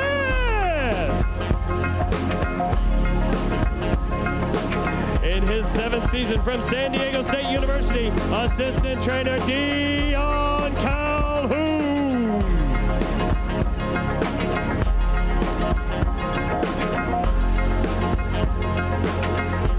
In his 2nd season from Purdue University, head video coordinator and scout Mike Shedd.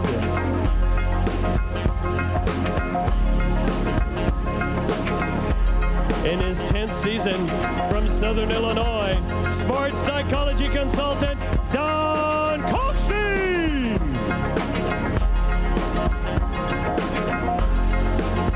In his 10th season from Simon Fraser University, your equipment manager Al Whitley.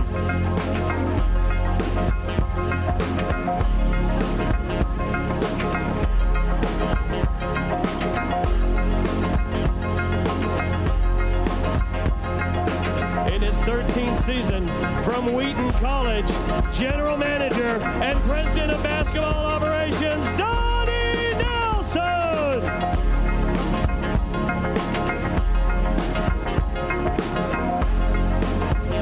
In his 31st season from Oklahoma City University, assistant general manager Keith Grant.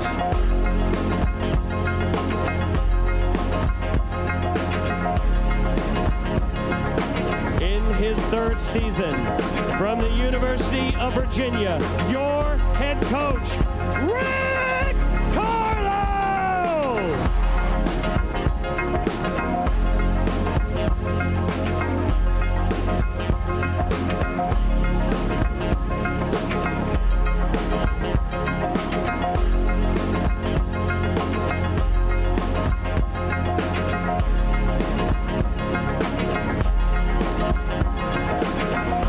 And now, your 2010-2011 Dallas Mavericks.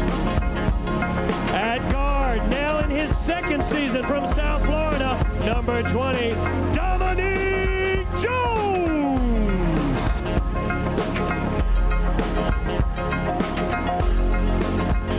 At forward, in his 4th season from Florida, number 13, Corey Brewer. At guard in his 2nd season from Puerto Pietra, Guadalupe, number 3, Rodrigue Beauvoir. At forward in his 16th season from Belgrade, Serbia, number 16, Peja Stojakovic. At center in his 3rd season from Rouen, France, number 28, Jan Mahinmi.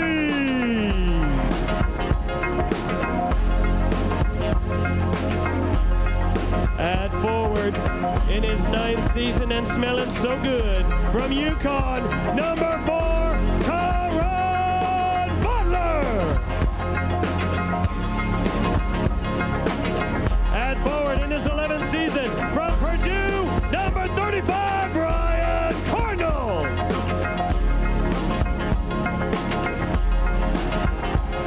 At center in his 10th season from North Carolina, number 33, Brandon Haywood.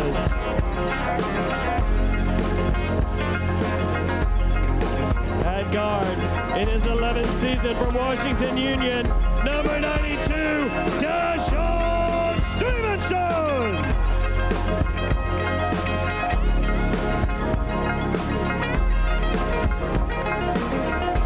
At guard in his 5th season from Northeastern, numero 11, J.J. Bonilla.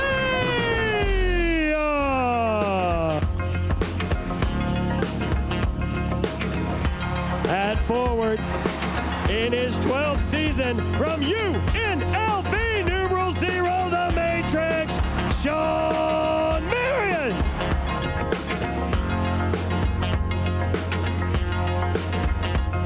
At center, in his 10th season from Dominguez, number 6, Tyson Chandler.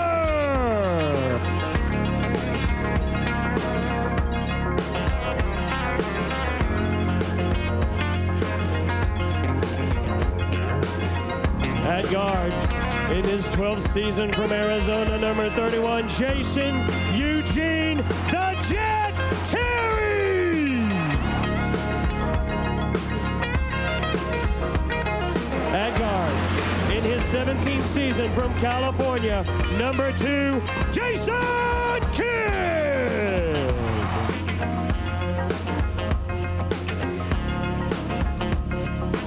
At forward, in his 13th season from the G, Würzburg, Germany, the 2011 NBA Finals MP, number 41, Dirk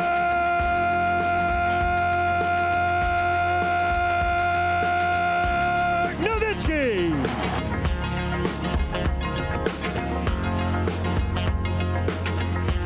In his 11th season from Indiana University, the owner of your Dallas Mavericks, Mark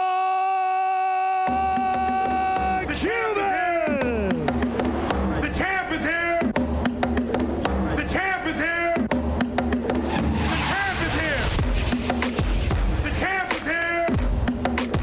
The champ is here. The champ is here. The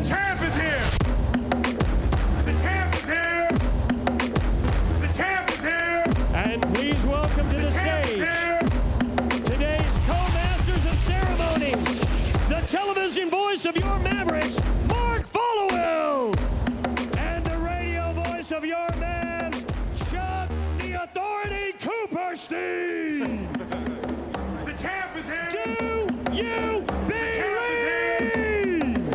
The champ is here. The champ is here. The champ is here. The champ is here. The champ is here. The champ is here. The champ is here. I think we're a little excited today, aren't we?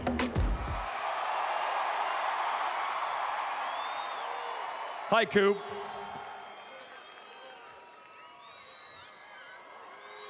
We'll get Coop's mic on in a minute. On? You get this on? How are ya? Was it worth the wait? Damn straight. I didn't know Chuck was going to go all WWE on us. I like it. All right, welcome everyone. We can't thank you enough for coming out to American Airlines Center today, for lining the streets of downtown Dallas for that great parade this morning, for those of you that are watching out in Victory Plaza, and for those of you that are watching at home on television. It is great to have you as part of this championship celebration.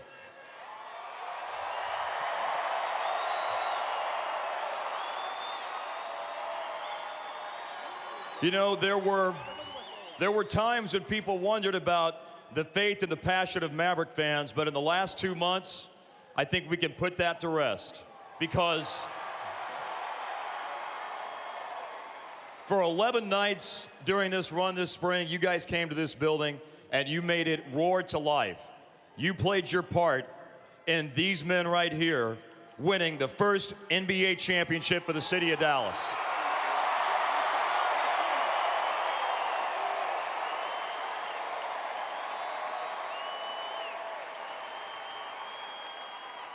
And because all of you did what you did to help these guys bring home the Larry O'Brien Trophy, now your reward is to get to hear from the men who made it all possible. We're going to start by bringing up on stage Mavericks team president Tredima Usry. T? Thank you. I'm here for one reason. You guys are going to hear it a million times on behalf of Mark Cuban and all the players.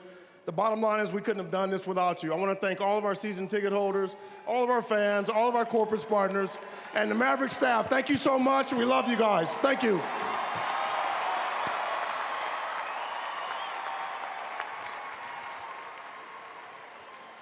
All right, now, so settle in. A few of the guys are going to sit down and talk with Chuck Cooperstein. And we're going to start by hearing, first of all, from the head coach of the Dallas Mavericks, Rick Carlisle. Now, a few things to tell you guys about Rick. He's now just completed his 3rd season as the head coach of the Mavericks, his 9th year as an NBA head coach. He's won 60% of his games as a head coach in the NBA. That turns out to 443 wins. There are 9 coaches in NBA history who have won over 400 games and 60% of their games. And the names include Pat Riley, Red Auerbach, Casey Jones, who coached Rick in Boston, Jerry Sloan, some great names. Rick Carlisle is one of those coaches, and so now, as of Sunday night, 7 of those 9 coaches I mentioned in that list have won an NBA championship. Rick Carlisle with Chuck Cooperstein. Well, we're sitting on the same side like we always do the interview, right? I mean, we've done this about 113 times. That's right. That's right. You know, you have had such great mentors in your life and great coaches, Terry Holland in College of Virginia and Bill Fitch and Chuck Daly. Were you thinking of them at all during this time? Absolutely. And before I get into answering this question, I'd like to just mention one guy that I know is out here somewhere. He's not on stage with us because that's not his personality. Coach Tim Gergerich, who came on board with us this year and did so much for us. Gerg, wherever you are, thank you.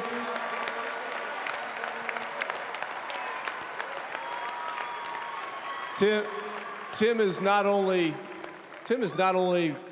probably the greatest assistant coach in NBA history. He is a trusted friend, and he's a guy that helped us out a lot. So, yes, I was thinking about those guys. But I think more than anything, Chuck, I was thinking about our team and how much I've learned from these guys over 3 years. This is it's an unusual group. The level of experience is very high, and one of the things that I had to learn was when to stay out of the way and let these guys play basketball. And they proved absolutely worthy of that trust. And these guys, there's one word I can use to describe these players in this city, and that is pure class. And right now, yep. There you go. Right now, you're very fortunate. You're looking at the best basketball team on the planet.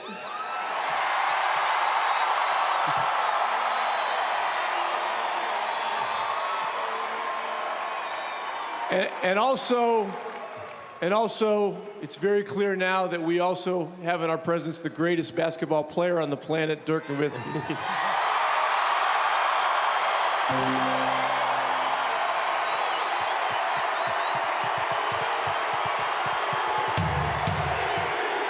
MVP, MVP, MVP.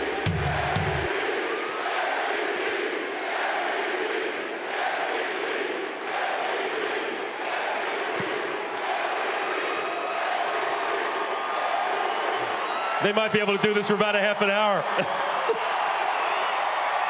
You played with Larry Bird. Larry Bird's one of your best friends. We heard Larry Bird on the air yesterday on 103.3 FM ESPN saying how he was honored to be mentioned alongside Dirk. What was it like just for you to coach him from day one to where we are today? Well, Dirk's the most unique player I have ever seen in this league in 27 years. And I think that this is, he's been doing it for so long at such a high level, but in these finals, Dirk became only the 13th player. Only 13 players in NBA history have been 10-time All-Star, League MVP, and Finals MVP. So you're not going to get in more exclusive company than that. Did you want him to teach you the 1 foot fadeaway at some point? Well, I'm going to commission Holger Gershwinder to spend time with every promising young player that there is in the world and teach him a lot of the things that he taught Dirk. He did a tremendous job, and Dirk's game is just, it's the most unique game I've ever seen. A lot of people don't get to see you smile during the course of the year because there's so much that you have to do as a head coach. I think everybody's loving the smile and the joy that you're feeling and that everybody's feeling here. Rick, congratulations. Well, thank you very much. It's been an honor. And the other thing I'll say is that one thing I learned early on, in this city, you never play for second place. You play to be the best. And the city of Dallas holds their champions in extremely high esteem, and these guys have earned every ounce of respect that goes with that, and I know they appreciate it, and I appreciate it. Thank you, Chuck. Rick Carlisle, Mavericks head coach. Mark, back to you.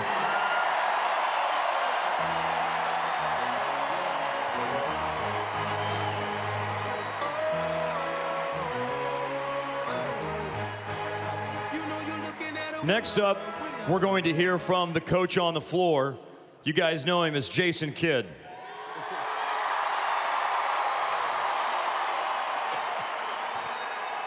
"17 years in the NBA.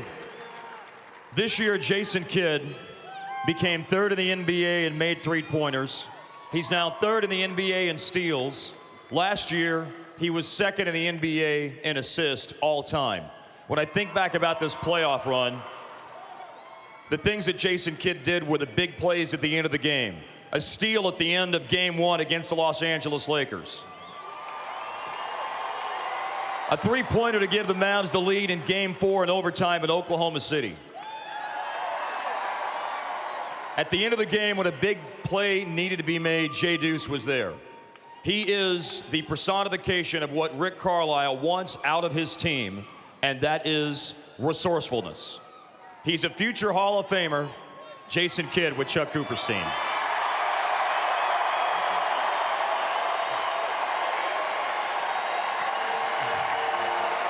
Wait. Thank you.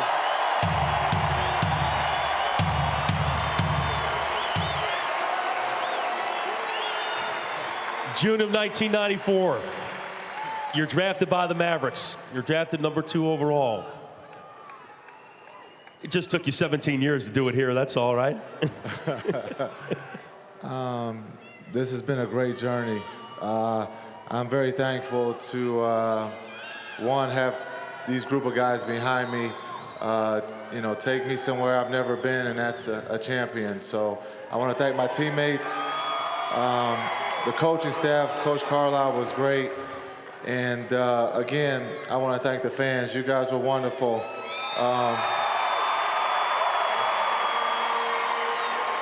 Well, you must have known that you wanted to win it here because in 2008, you basically said, I want to come to Dallas. I need to get this done in Dallas.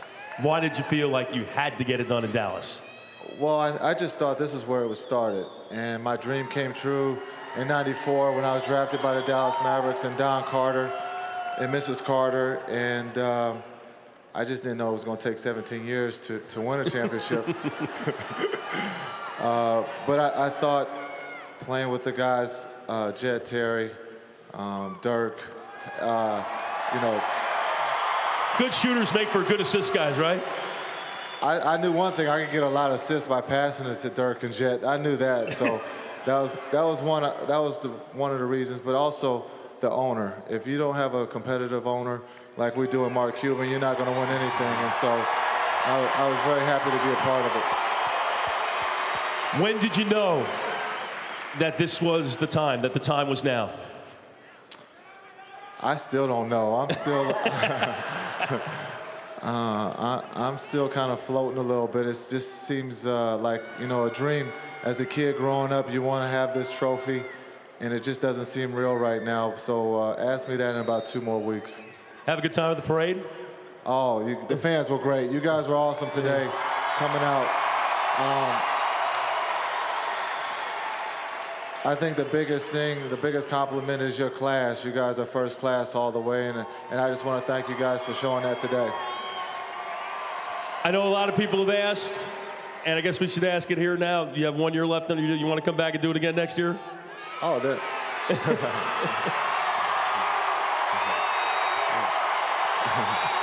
There's no doubt. Well, that question seems to get twisted because I have another year on my contract, so I plan on being back here. But we've already won this championship, so now we got to go get that next championship. So we look forward to doing it again next year. The Hall of Famer, Jason Kidd. Thank you. Mark. Everybody clap your hands. Come on, y'all. Come on, y'all. Come on, y'all.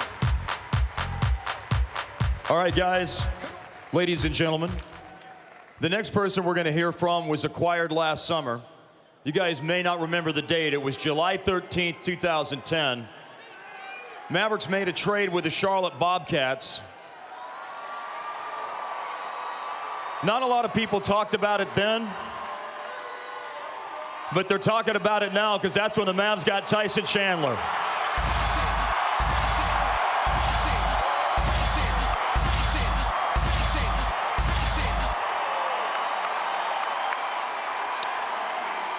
You know, some people wondered what the Mavericks got when they made that acquisition of Tyson Chandler last summer. In the first preseason game on October the 5th here at American Airlines Center, Tyson Chandler blocked a shot, and he started doing that. I knew we had something then. I knew we had something really, really special. It was rim-rattling dunks. It was protecting the paint. It was bringing that positive energy, that infectious energy and passion that he has for basketball, the game, his teammates, all of that. All year long, he was a rock for the Dallas Mavericks. 14 points and 20 rebounds against Portland in Game 5. Game 4 against Miami, 13 points and 16 rebounds. He is the best center in Mavericks history. And he's an NBA champion, Tyson Chandler. And Mark Followell just stole my opening line. How does it feel to be the best center in Mavericks history? Man, I'm just happy to be a champion, to be honest with you. All that other stuff can go out the window. You obviously came here. There were a couple of trades that almost happened over the last couple of years. One that would have sent you to Oklahoma City. One that would have sent you to Toronto. You happy the third time's the charm that you got traded?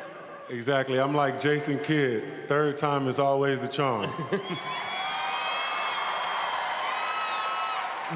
Did you know the moment you got here, the moment you got into training camp with these guys, that this is the best team that I've ever played with? Definitely so. You know, it was 2 celebrations in the summertime, you know, when the Miami Heat signed their free agents and when I got traded here. I was in the gym by myself celebrating.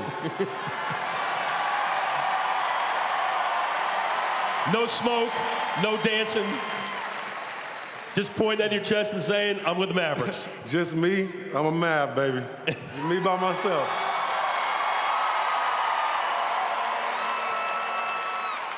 This team was never known for its defense, but everybody knew they had to play defense, and you kept after the guys to keep playing defense. Just talk about keeping after those guys and make sure that you're keeping after yourself, too.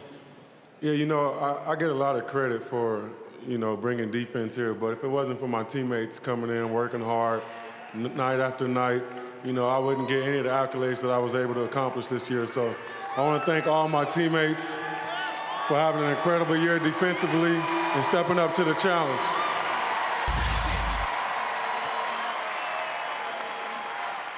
So now you've won a championship. You ready to win another one? Oh, yeah, I hear they do things big in Dallas, so. So if we do it big, it can't just be 1, 2, 3, 4, 5.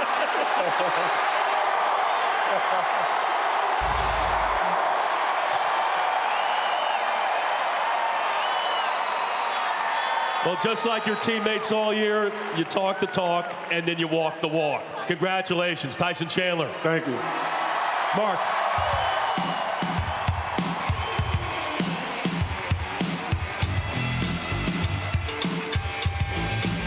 Thanks, Tyson.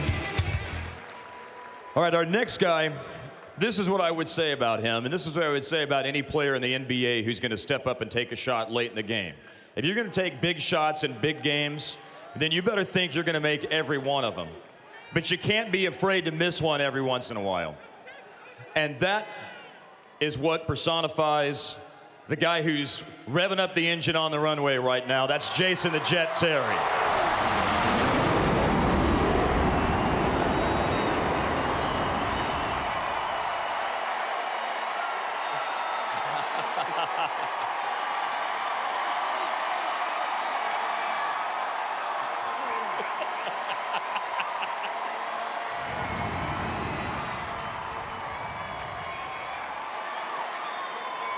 You know, for 7 years, Jason Terry's been here making big shots.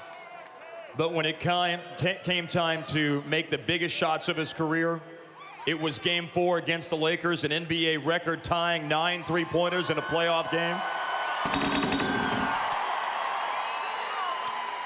And when everybody was talking about LeBron James' defense on Jason Terry, Terry backed up his words big time in the last 3 games against the Miami Heat. I'd say right now, Chuck, that he's got a city full of co-pilots who are flying high with him right now. The Jet. About 20,000 of them. About 20,000. I want to know where the robe is, number one. Why don't you come up in the championship robe? Well, 2 years ago, they thought I was crazy. When I came in the locker room, I came in the meeting. I had my robe on. I had the cigar in my mouth because I already envisioned this day. I was already preparing because since 05-06, we had to sleep with the nightmare that we lost an opportunity. But I'll tell you right now, and I'm a believer, God is good, and he gave us another opportunity, and we brought the trophy home.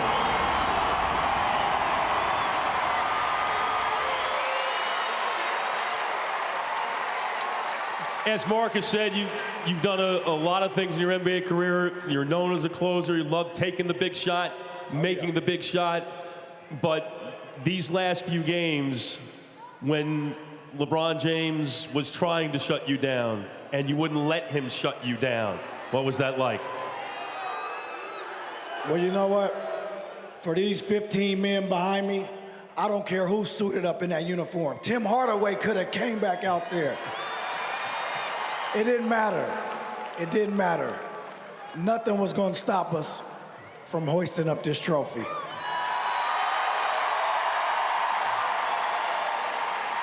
So what is it about being the closer, or a closer, that you love so much?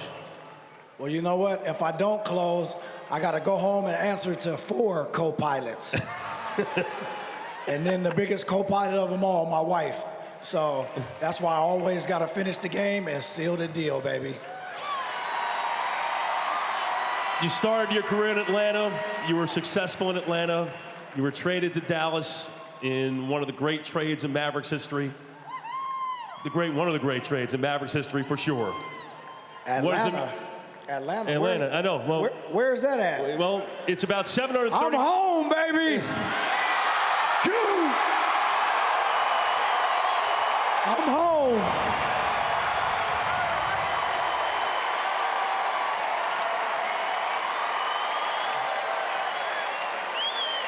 What does it mean for you? Well, you just stole my thunder. What does it mean to win it here and to do it for these people and the people that have backed you here for the last 7 years? They always ask me, what fuels the Jet? Well, you look at them right here. All these people right here. That's jet fuel, baby. All of you. 31 years we've waited. 31 years. Just like the number on the jersey. 31 years. And it's yours. You deserve it, Mavericks. All of you.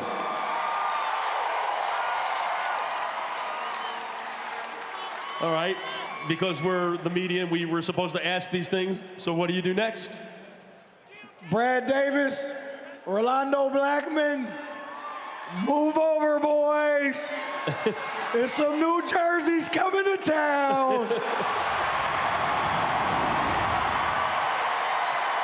Congratulations, Jason Terry. Thank you. Marsh.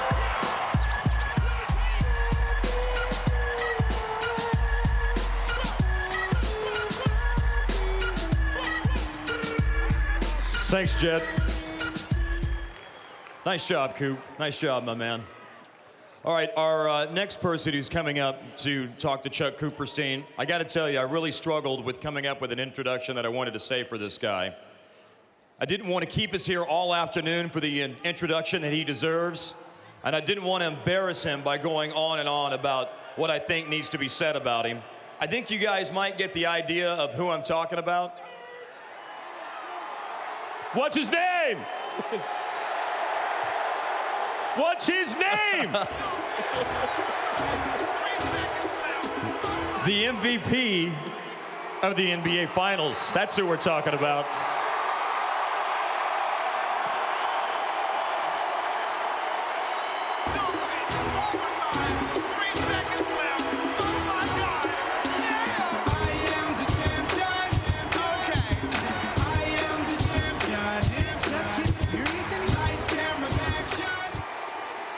You know,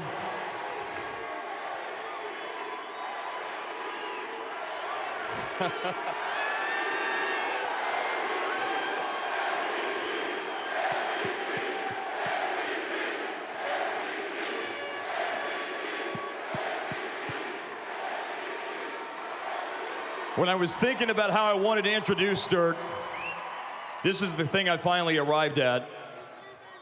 All the numbers that Dirk has piled up in his career speak for themselves. They're out there on the internet. All the big shots that he's hit in his career and in the last 2 months, they're all on our DVRs at home right now. It's not about the things that you can read on NBA.com about Dirk, or it's not about the things that will be on the highlight reel of this 2011 championship.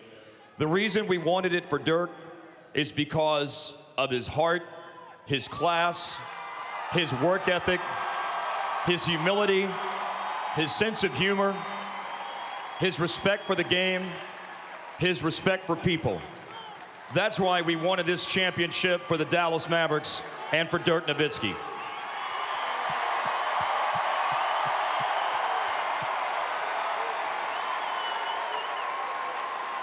I'm looking for a bus horn for you to honk. Can we get this thing started with a bus horn for you to honk? Honk the horn on the bus? No? No. Where did that start?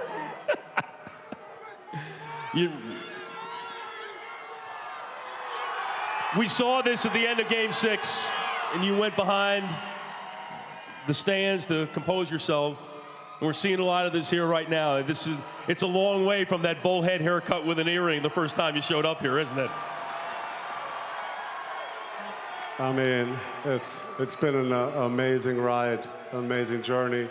I was lucky enough to spend 13 years with the greatest fans in the NBA.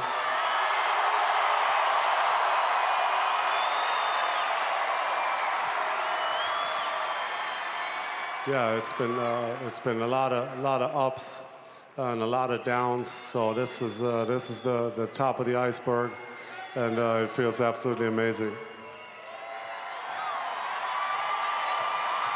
I don't even know where to begin to ask what the best moment of this run was, but beyond the actual winning of the game and raising the trophy, just give us something that maybe none of us got to see that made this as special as we all know it is. Well, I think the most proud I am of the whole team, because there was everyone on this staff, of these 15 people, contributed at some point in a game in these playoffs.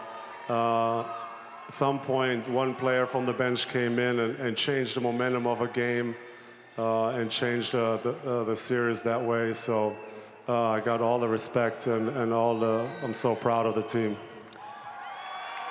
Last summer, there were people making moves, trying to join up with other people, trying to win a championship that way.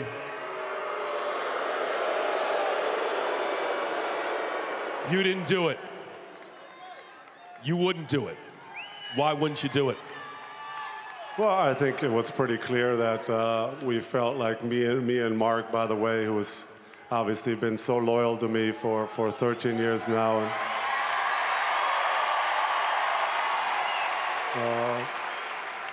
And I tell that story all the time. I went over to Mark's house after free agency, and And he said one sentence. He said, hey, we're in the same boat. We're in this thing together.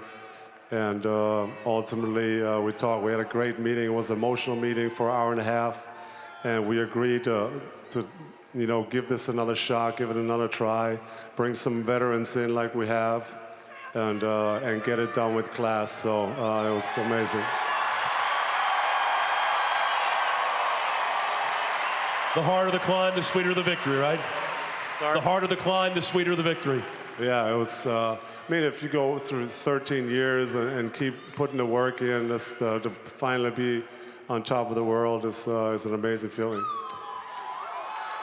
Beckenbauer, Boris Becker, Michael Schumacher, Dirk Nowitzki, humble guy from Würzburg, Germany. What does that feel like to be among the greatest German athletes to ever play in their respective sports? I mean, it's surreal. I mean, even to hear those names in Germany that obviously everybody adores, it's been weird. You know, I came over here when I was 19, didn't know what to expect, had a bowl cut. Bad earring. Had a bad earring. I had a pink earring.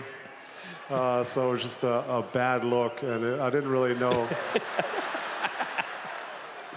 I didn't really know what to expect. So it's like I mentioned, it's been an amazing ride, and you guys have been with me every step of the way. So it feels amazing. So in a way, this is for our fans.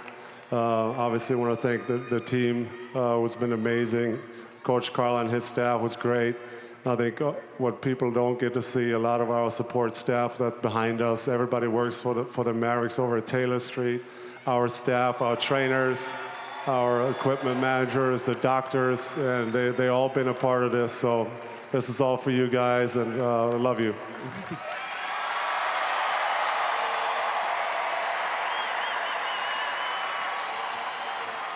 Everybody knows about your work ethic. You going to take some downtime and enjoy this a little bit? Everybody knows about your work ethic. You going to take a little bit of downtime? Please? You know, that's the funny thing. Holger, obviously everybody knows, the madman, the mad scientist. He told me before Game 6, he said, if you win tomorrow in Game 6, you're going to have one day off. So I was like... So that was my motivation to close it out in 6, so I can have a day off. Well,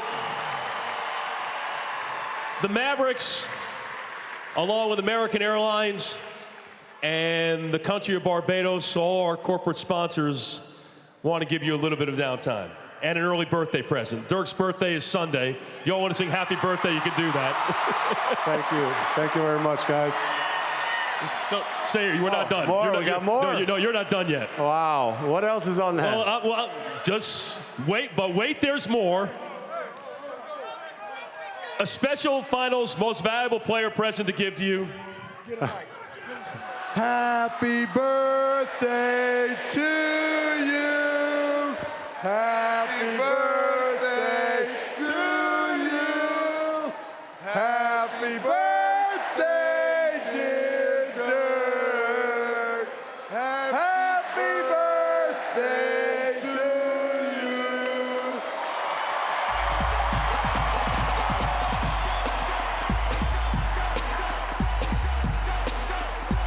Okay. So 20,000 people just sang you happy birthday. That was pretty sweet. Well, I know you made Dominic Jones sing happy birthday. The rookie has been doing a good job. He did a good job on his. He did a good job singing for us all season, because a rookie, every time there's a birthday, he's going to sing. So he has a phenomenal voice. Well, anyway, the folks at American Airlines in Barbados have a special present for being the finals most valuable player to you, and because you do need some downtime in your life. 200,000 miles on American Airlines and an all expenses paid trip to Barbados. Yeah. Get yourself on a beach. Thanks. Congratulations. Sweet. Thank you guys. Love you guys. Thank you. The MVP. Mark.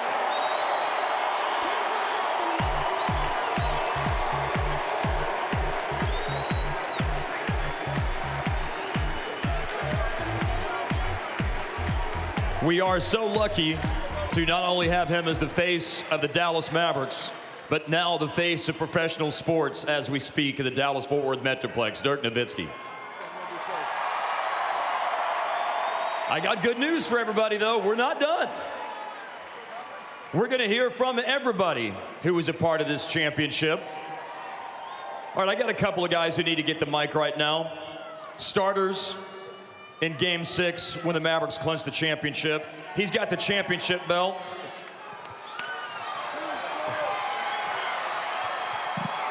Sean Marion, the Matrix.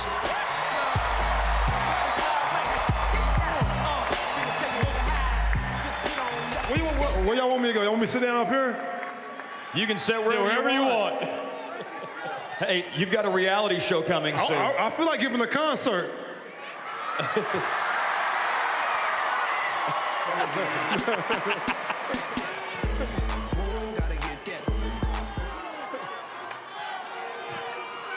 What up, what up? Well, we are world champions. Woo. We shook up the world. Do it again. We shook up the world, baby. It's everything we heard on Sunday night and Monday morning. Oh, yeah, definitely. Hey, for you and for so many people on this team, there was so many things you had accomplished in your NBA career, but there was that one hole in the resume. So what does that mean to you? Not only to accomplish it, to be able to accomplish it with so many other guys who had such a similar goal. Man, if you look at this roster, these guys are amazing. We go in here, we go to battle night in, night out, and it started in practice. But we're so competitive, and we go at each other necks in practice. Y'all wouldn't even believe what y'all see, how competitive we are in practice. And then we just got tired of beating up ourselves and went out there and took it upon everybody else.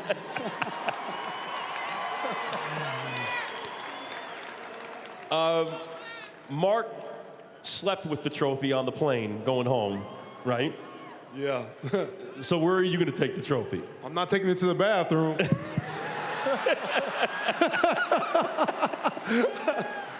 But, man, I want to take it everywhere. I'm not going to take it to the bathroom, though. But man, I don't know. I'm still in awe right now. This is a blessing come true. You know, this is what we strive for. You know, and man, we all went to war out there. It was just so much fun, and y'all just showed us so much love, man. And I'm lost. I'm just in awe. Wait a minute. Sean Marion is at a loss for words? No, come on. Yeah. All right, we can mark this day, June 16th. And we're world champions. We're world champions. Sean Marion. Damn, woo. We world champions and we look good. Man, you don't get no better than that, huh? Woo.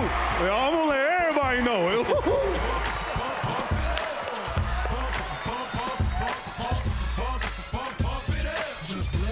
All right, we're going to talk to some of these other guys up here on stage as well. We're going to hear from everybody up here, as a matter of fact. All right, now the next guy I got a couple of questions for. This is how good his year was. Because not only is he part of an NBA champion, not only did he start the final 3 games, all Maverick victories when they wrapped up the NBA championship, but one other thing, he's dating Miss Universe.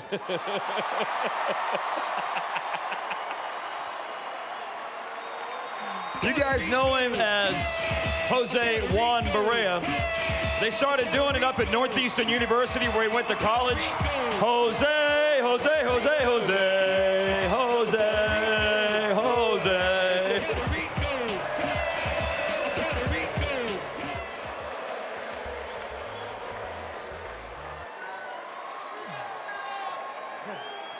I just want to say it's been a journey. It's been amazing.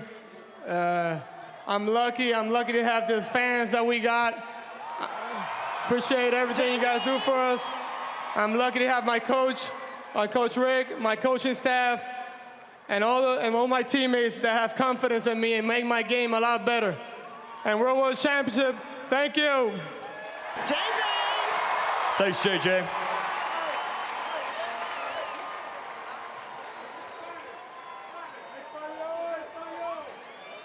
I think an interview's about to be conducted. Hey, we didn't understand nothing you just said. Now tell us in Puerto Rican. Okay. I was thinking about it, so ahora voy a hablarle español. Para todos los latinos, aquí en Texas y en todos los Estados Unidos, y especialmente a mis boricuas allá en la Isla del Encanto. Gracias. I'm the kind of dope to get in the city. Hot, dope man, fresh. Chain on the chest.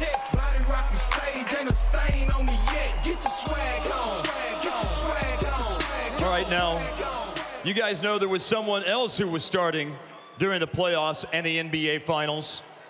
And we need to hear a little bit from the man who debuted the 3 goggles. Yeah, I'm talking about Deshaun Stevenson. Where are you at? D-Steve, there we go. Soldier boy, tough. Yeah, I got this new dance for y'all called the Soldier Boy. You can stand. You just gotta punch then crank back 3 times from left to right. Soldier Boy. How you doing? How are you? I'm good. Ask them. He wants to know how you're doing.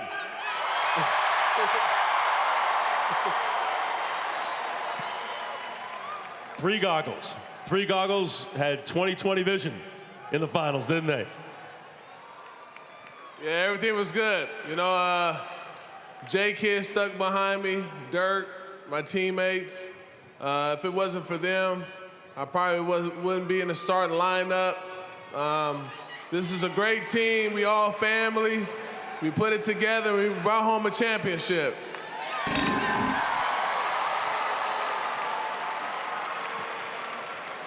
How do you like it here versus being in Washington? How do I like it here in Washington? I love it. I love it.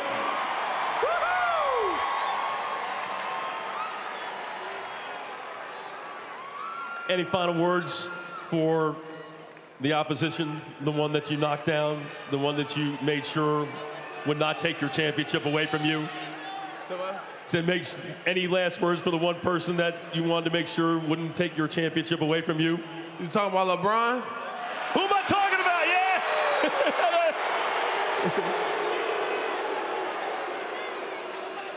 Yeah! You saw what my shirt said. We got the ring, baby. Deshaun Stevenson. D-Steve.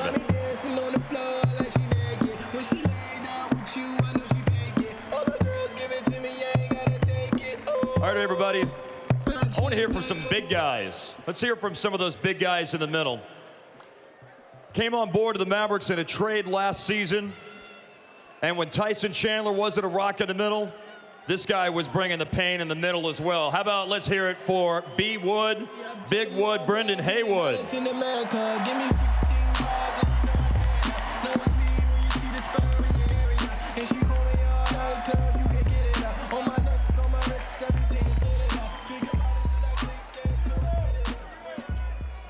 Brendan, you've had a decade in the NBA now. To reach the mountaintop and see what it was like during the parade today and the reception from the crowd here, being recognized as a champion, how does it feel? It's great. I'm thankful for the opportunity. A lot of great players don't even get a chance to play for a championship, and the fact that I was able to win one is great, and I could have done it with a better group of guys and a better group of fans. And everybody loved watching what you brought to the table on the floor during the finals and all throughout the playoffs. But you had a very important job, I thought, in the last minute of the game the other night, because you were keeping that guy right there from storming the floor too early, weren't you? Definitely. I saw MC about to run on the court with about a minute left, so I made sure I put him in a nice chokehold.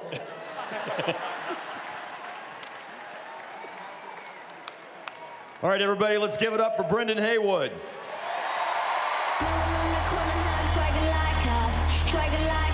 I said we were going to talk to some big guys. Stepping up for Big Wood when he got hurt during the playoffs right there on the end in his first year with the Mavericks and his third year in the NBA. From France, Yann Mahimi.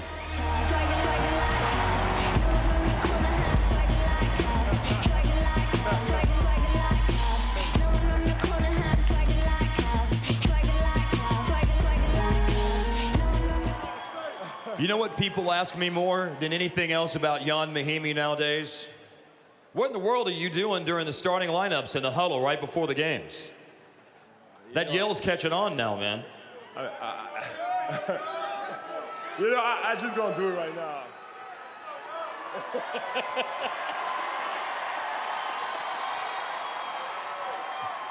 Let's go!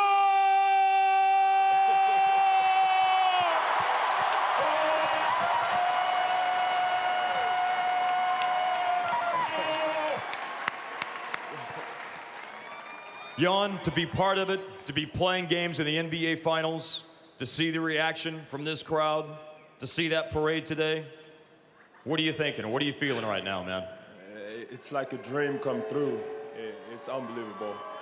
It's unbelievable. I got my family right here. It's unbelievable, everything that I've been going through and being here, playing the final, winning a championship with those guys, coaches, in front of this crowd. It's unbelievable. Well, I want to end on this. I heard Mark mention that some people were having trouble hearing you just a minute ago, but we didn't have trouble hearing you a second ago. So how does that go again? It's unbelievable. Your yell? I'll do it one more time. I'm gonna do it one more time, last time. Let's go!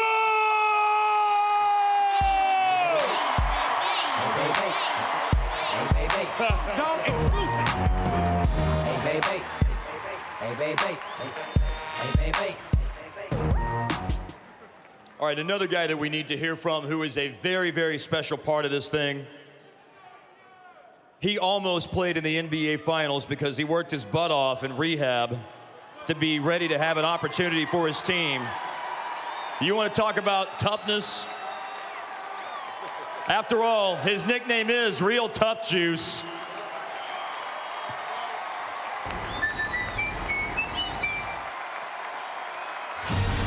Caron Butler. What's up?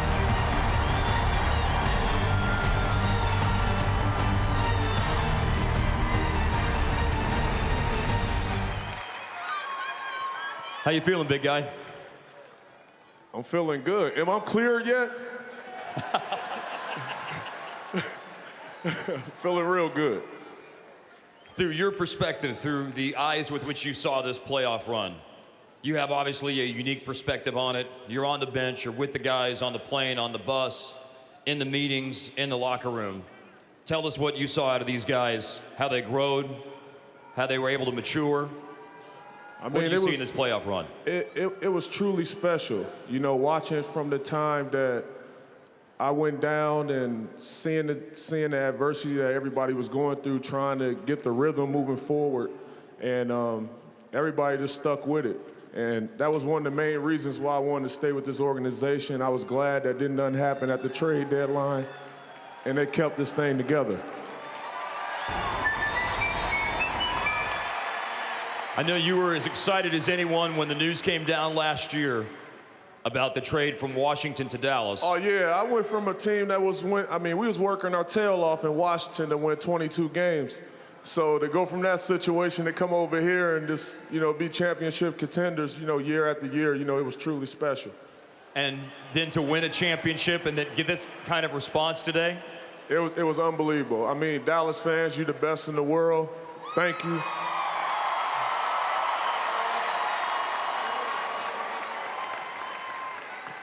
Thank you to all my teammates for, making me a part of this and keeping me in the loop. That was truly special. Thanks to Coach Carlisle and the whole organization. Top of the line, first class all the way. Thanks, Caron. Appreciate it. All right, now the next guy we're going to hear from, there was a time that he played in a team out west in Sacramento, and he used to hit some big threes against us. But then I seem to recall on one Sunday afternoon against another team from out west named the Los Angeles Lakers, he hit some big threes for us, like 6 of them. Out of 6 attempts, Peja Stojakovic.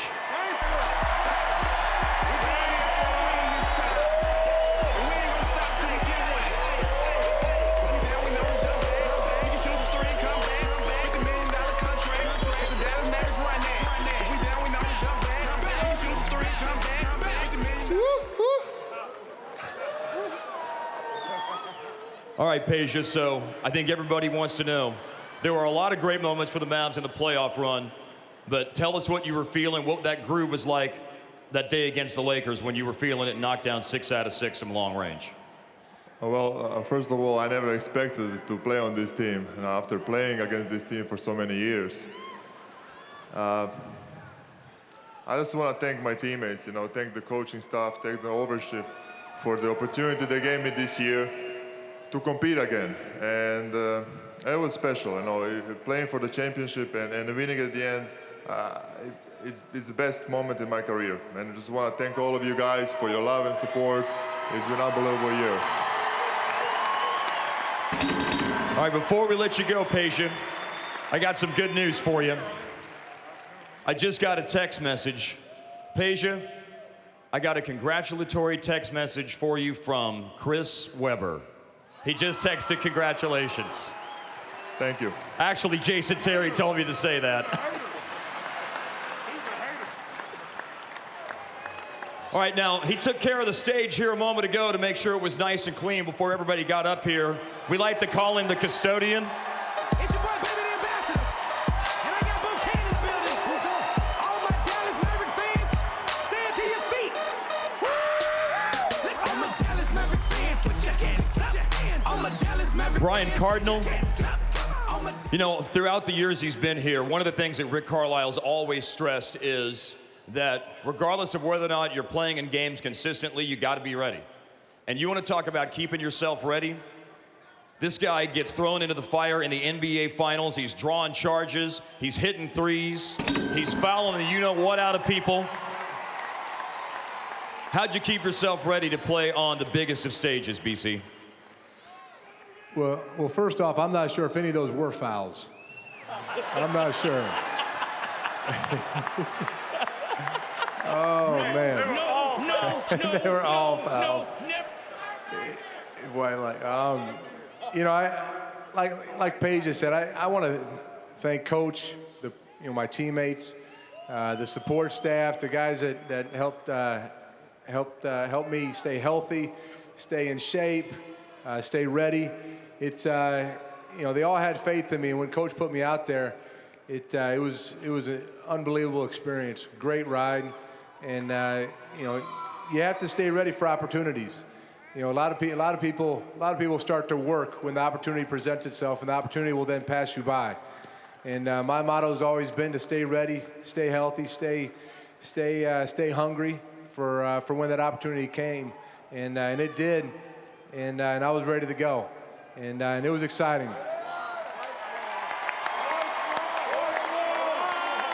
We got one more guy, Coop, that we're going to need to hear from. You guys do realize that there is the matter of hearing from the owner of this thing, right? You're going to come on up front. You got a front row seat, my man. Got to have the trophy with you. Uh-oh. The champ is here. The champ is here. The champ is here.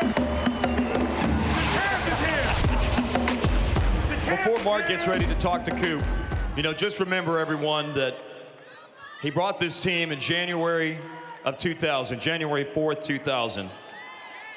And he came in and he immediately turned around the culture of an organization that had struggled in NBA anonymity in the 90s. He started talking about winning and going to the playoffs. You took on the establishment. You were irreverent. You bought drinks for people at the old Mavs Club over at Union Arena. You opened up the tab on some nights. You answered emails from fans at 4 o'clock in the morning. And as the years went by, you've maintained that same level of fan accessibility. He's sat down by the bench. He's encouraged. He's cajoled. He's mellowed out a little, admittedly. You've respected the history of the franchise and those that came before you, like Mr. C, Don Carter, as we saw on Sunday night.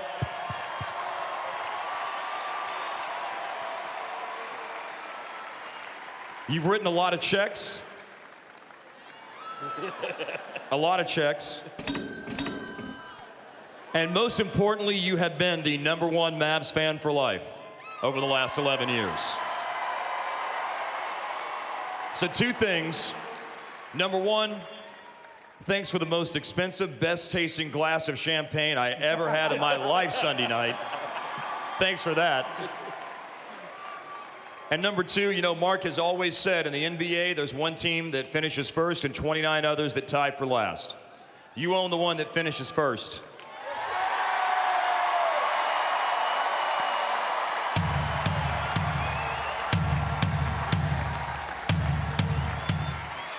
All right, Coop. I know you got some questions for our man, or I think he just wants to say something right now. It's a long way from the top row at Reunion Arena, isn't it? A long way from Reunion Arena. And just how beautiful it is for you.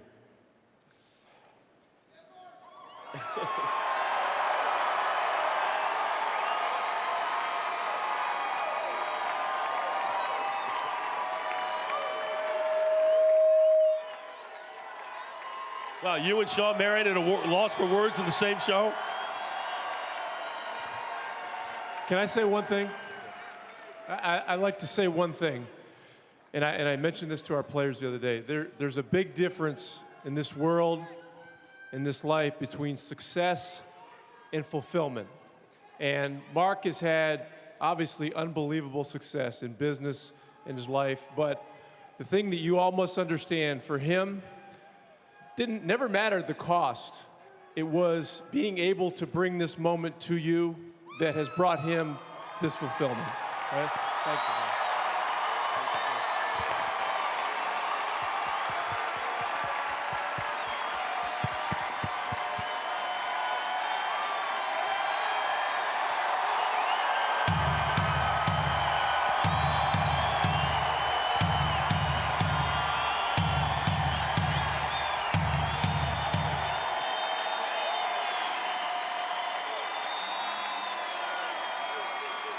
I have nothing else to ask you.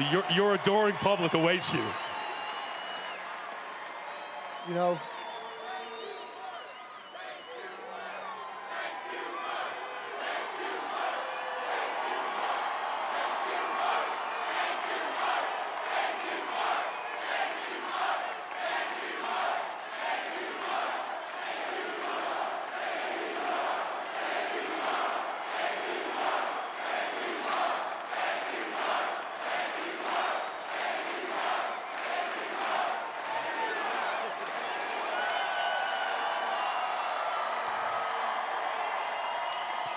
I'll tell you guys a quick story.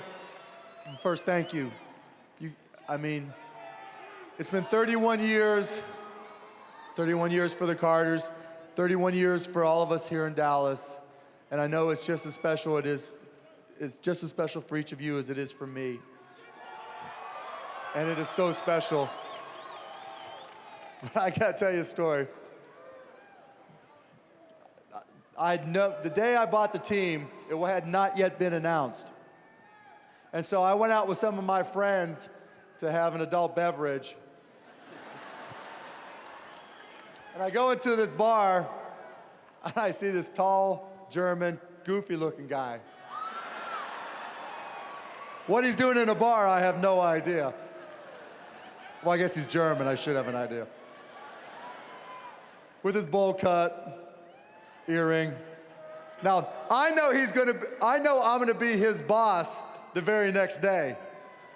He has no idea. So I walk up to him and his buddy and I said, "Yo, let me buy you a beer." He just looks at me, shakes his head, walks away. Yeah. The next day, I walk into, we're in Baylor, right? And I'm supposed to get introduced to the team. And I walk in the door, and I walk up, and I just look at him, and he just shakes his head. And that's pretty much been our relationship for 13 years.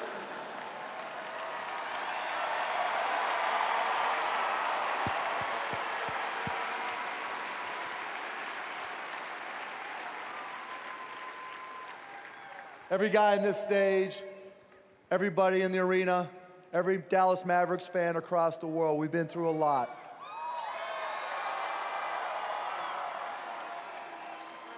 But my promise always is that we were going to be opportunistic and keep on fighting and doing everything possible to win. Well, guess what? We got one, and we're going to keep on trying to get more. Remember what I said?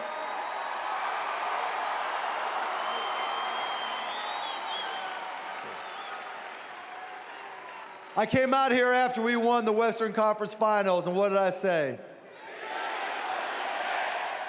Thank you. We love you, Dallas.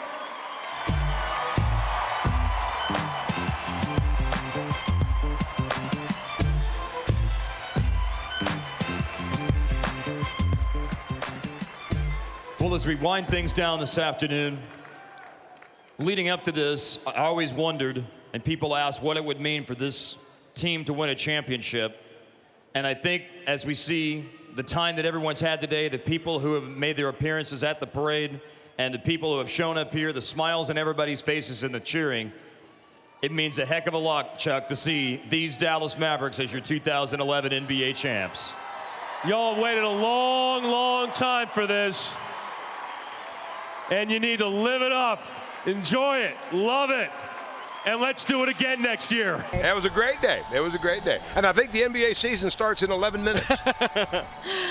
You know, it was great to hear each one of them get up there and say a little something. And, of course, the crowd favorite, Dirk, as always. And, and it was great to hear the words that Cuban had for Dirk, too. And I love that Dirk just does this to Cuban. Yeah. That's the best part of the day. That's the top. That beer would be the cheapest thing that Mark Cuban has bought Dirk Nowitzki in a long, long time. I bet. Well, go Mavs. Good to hang out with you guys all day. A lot of fun. We only have, 3 hours before the next newscast? Not for me, by golly. Oh, that's right. It's vacation time kicks for you. in for me now. Hey, vacation enjoy kicks yourself. In. Yep.